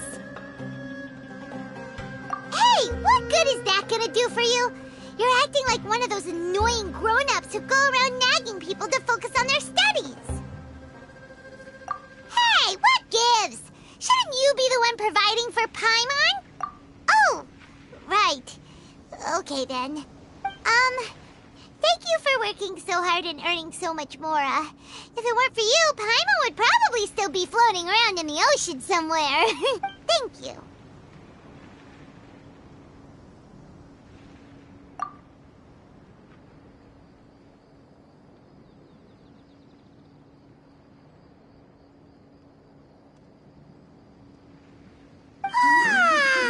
Paimon's getting so sleepy.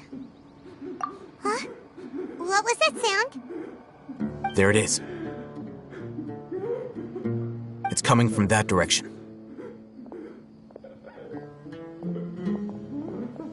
Is the sound coming from here? Huh. Paimon's not seeing anything. It's from below.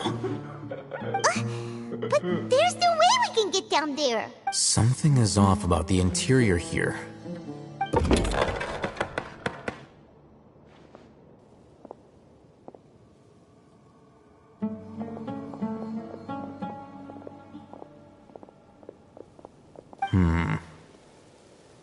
As I thought, there's a hidden structure. Wow. It's like they tucked another hospital into this one. Oh, it looks like there are other mechanisms around here. Let's keep exploring.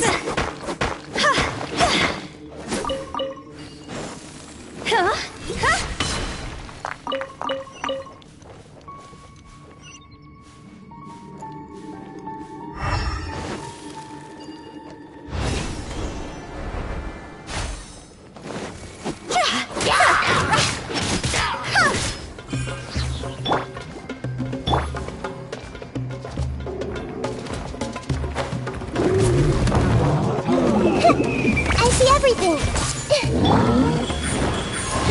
Emerge. Surely not. Higher, higher, hands on fire. Phew. Ha.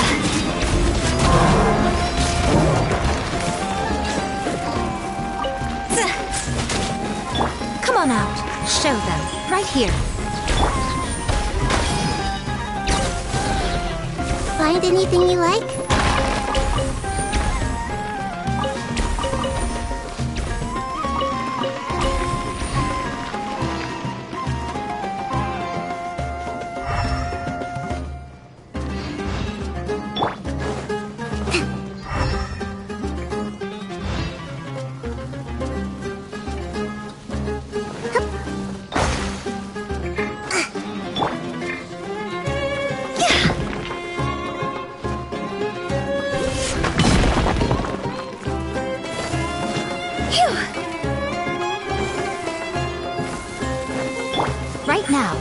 Emerge.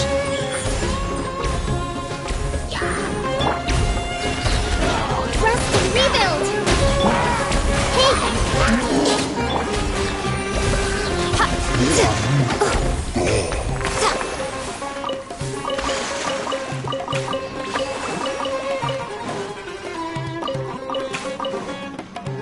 Right here. Right now. This may hurt a little.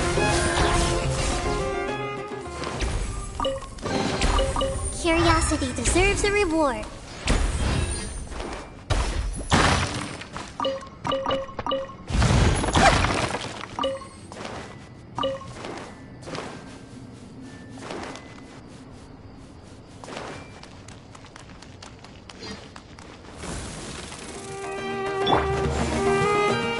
With the wind!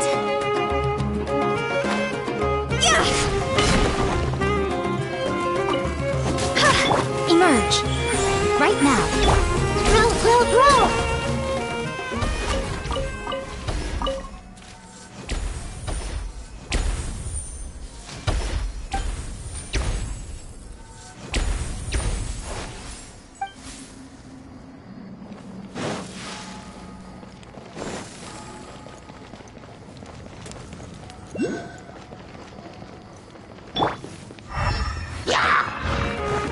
Emerge. Right now.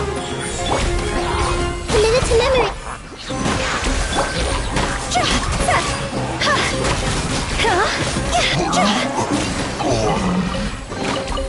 Oh, what a cute treasure coffin!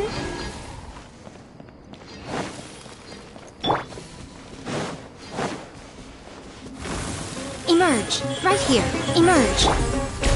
I see everything. Allow me. Time to go!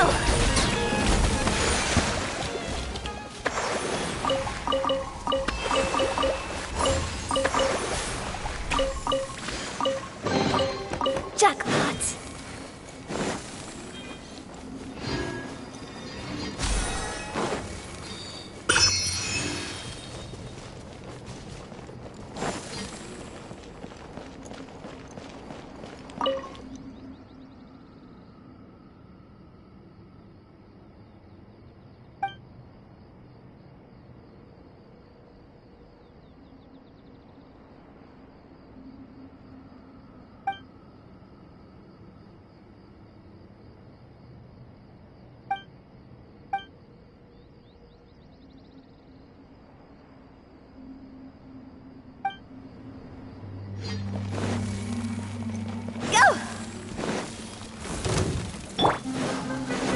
Right now. Emerge. Right now. Hey! Hold the line!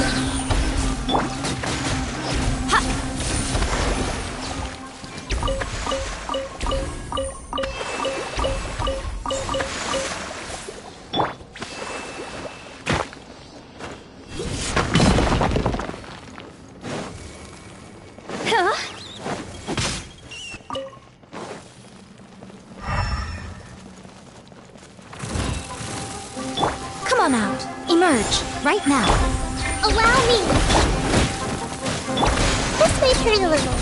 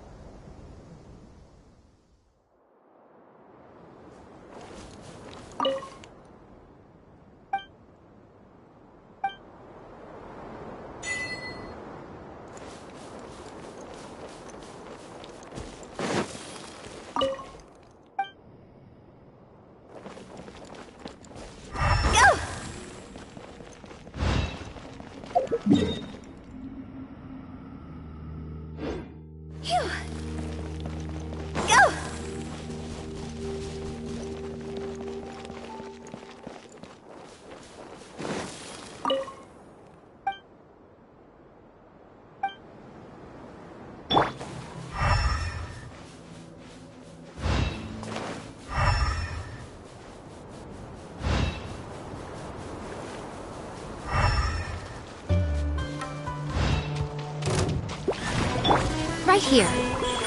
Emerge. Everyone hold hands. Take yourself to home. Rest and rebuild.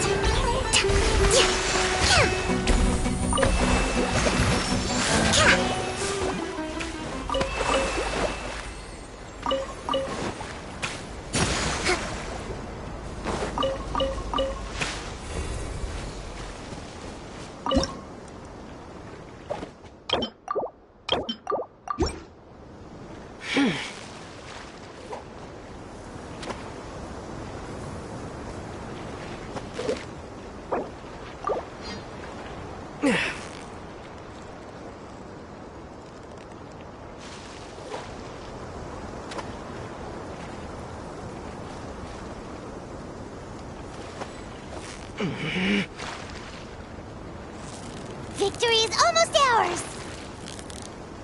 Yay! Time to celebrate! Hey!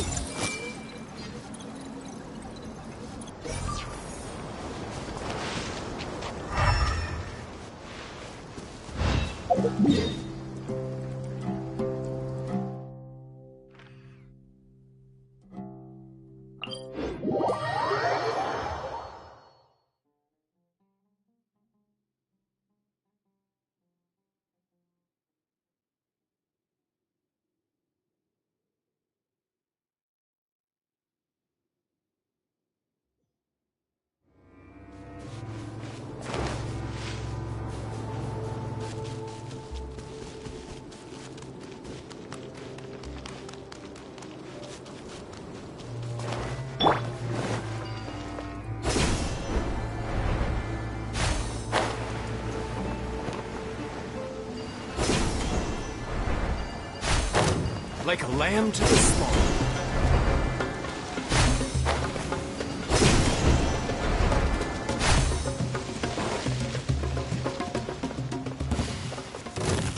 Show them.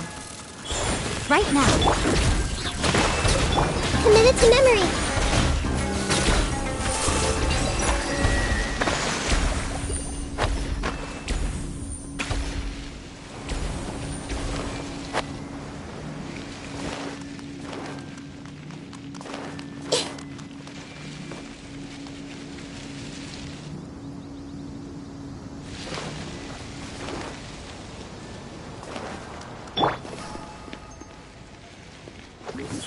Right here.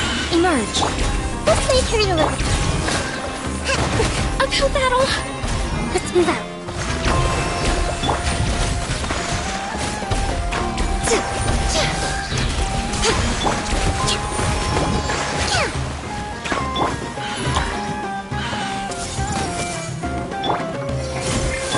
Come on out.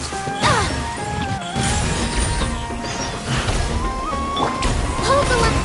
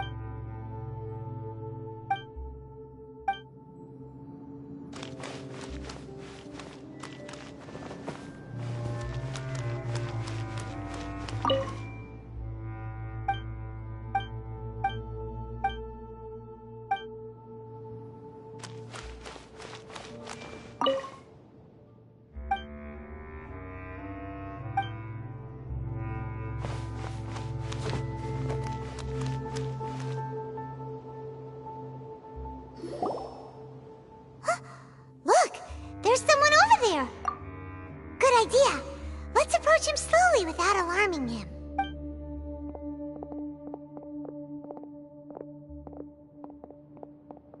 Wait.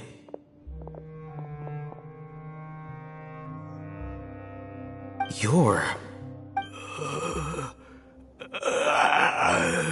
He can't speak, and his eyes are unfocused. But he looks too young to be anyone's grandfather. Also, why is he the only one here? Didn't expect to see him here. You know him? He's Razak, a senior of mine at the Academia.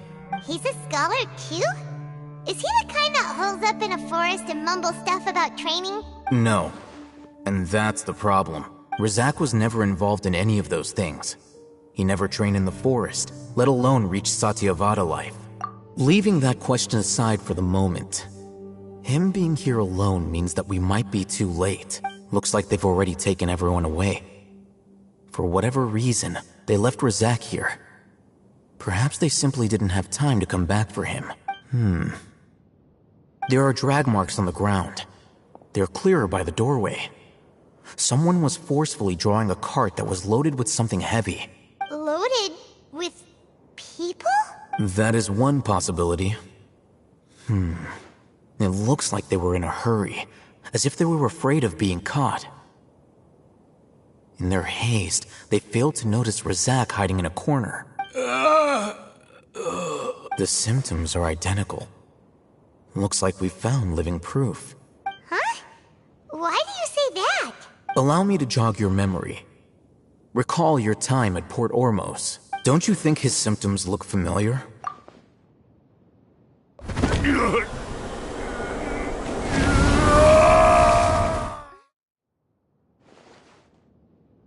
Oh, now that you mention it, they're acting the same way. Correct. The Academia is behind all of this. It isn't difficult to deduce their rationale. First, the Academia spread a false rumor of King Deshret's resurrection, emphasizing the role of the village keepers. These rumors were all the persuasion that the radicals needed, and those based in Aru village leapt into action. Unbeknownst to them, of course, through rounding up the scholars, they were actually helping the Academia. As well as being able to exploit the radicals for their own ends, this scheme has one further advantage to the Academia. All the risks and responsibilities are offloaded onto King Deshret's followers. Life for the desert dwellers has been brutal ever since King Deshret's death all those years ago. Beneath the surface, feelings of desperation are widespread. Many would give everything they have for the prospect of something better. Anyone looking to exploit that for their own ends simply needs to make a few empty promises. Even if complications arise, people will see that those involved are all followers of King Deshret and look for no further explanation than differences of belief. A deep-seated mistrust of the desert and everyone in it by the rest of Sumeru will make sure of that. The notion of an Academia plot wouldn't even cross their minds. It may seem like a simple strategy, but it is able to work wonders under Sumeru's current circumstances. Oh, that makes a lot of sense. It's in line with the village chief's theory, too. But there's still one very important question. Wasn't it the Academia that brought the scholars to Aru village in the first place? Why does it want them back now? Throughout this process, one thing has changed. The scholars' identity. First, they were scholars. Then, they became lunatics. After that, they were exiles. And finally, they become missing persons. An exile is still patently a living, breathing human being. But when someone becomes a missing person, that is brought into question. If you can't find someone, you have no way of knowing what exactly happened to them. That makes missing people an ideal resource. Resource? For what exactly? One possibility is that the information in their brains could be extracted into knowledge capsules. Extracted? You mean canned knowledge comes from people's brains? With the technology of the Sumeru Academia, it's entirely possible. Perhaps the process caused them great suffering, which is why they cry out in the dead of night when no one is watching them. So, the human brain... No, nah, promises. I'm the Academia scribe, after all. I'm familiar with their projects. Anyway, judging by Razak's state, the contents of a divine knowledge capsule were extracted from his mind, but something went wrong in the process. Or perhaps his curiosity got the better of him, and he used such a capsule for himself. Paimon's a little confused. Can they just use anyone's brain?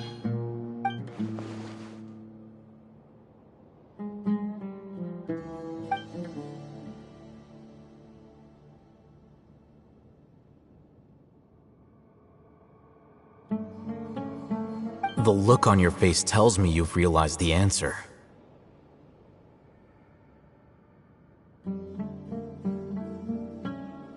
That's right. To some scholars, gaining knowledge about the gods is their entire life's pursuit. Extracting canned knowledge is just one of the extreme measures they turn to. However, I can't help but wonder, what do they seek to gain from divine knowledge? The Academia is going out of their way to look for forbidden knowledge, but what is their ultimate goal? I've spent quite some time trying to analyze the contents of the divine knowledge capsule, but to no avail. It seems like my way of thinking is too different from theirs. You mean you're not even slightly interested in getting your hands on this forbidden stuff? All scholars seek to expand the horizons of knowledge, but I'm not particularly interested in gods, so I don't share their degree of zealotry. Extracting information from people as if they were lifeless objects? If this is the direction of academic progress, then the Academia may as well shut its doors. Sounds like you're really against all this. Of course. The Academia's actions run contrary to their rules. Whether it be academics or knowledge, everything has its boundaries. If those lines are crossed, the rules and order that govern everything in the world will be destroyed. This matter needs to be corrected, just like fixing a typo in a book. Wait, didn't you step in to help because you felt sympathy for those poor people? Not to be callous, but no. My criteria are a little more restrictive than that. There is no shortage of suffering in Sumeru, and the same can be said for the rest of Teyvat as well. What do you plan to do about that? Save every last person? Probably not. Paimon's not sure. You can say that. Simply put, I don't blindly place my faith into strength or heroism. I do what I want. The divine knowledge capsule is something I want to investigate in full. That doesn't mean I'm willing to take action for the sake of a few strangers.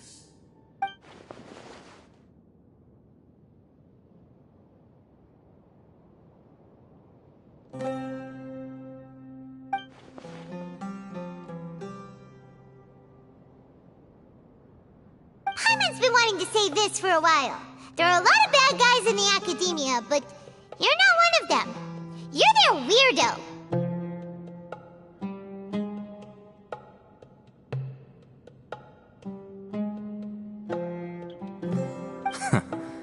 You're probably right. Though I must say, I quite enjoy this feeling of being the odd one out.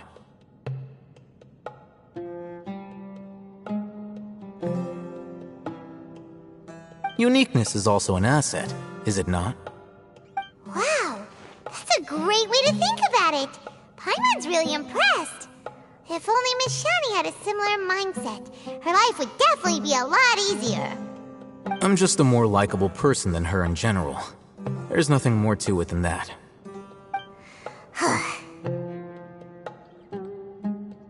He won't last long if we leave him here. Let's take him with us. We'll work out our next step after we return to Aru Village.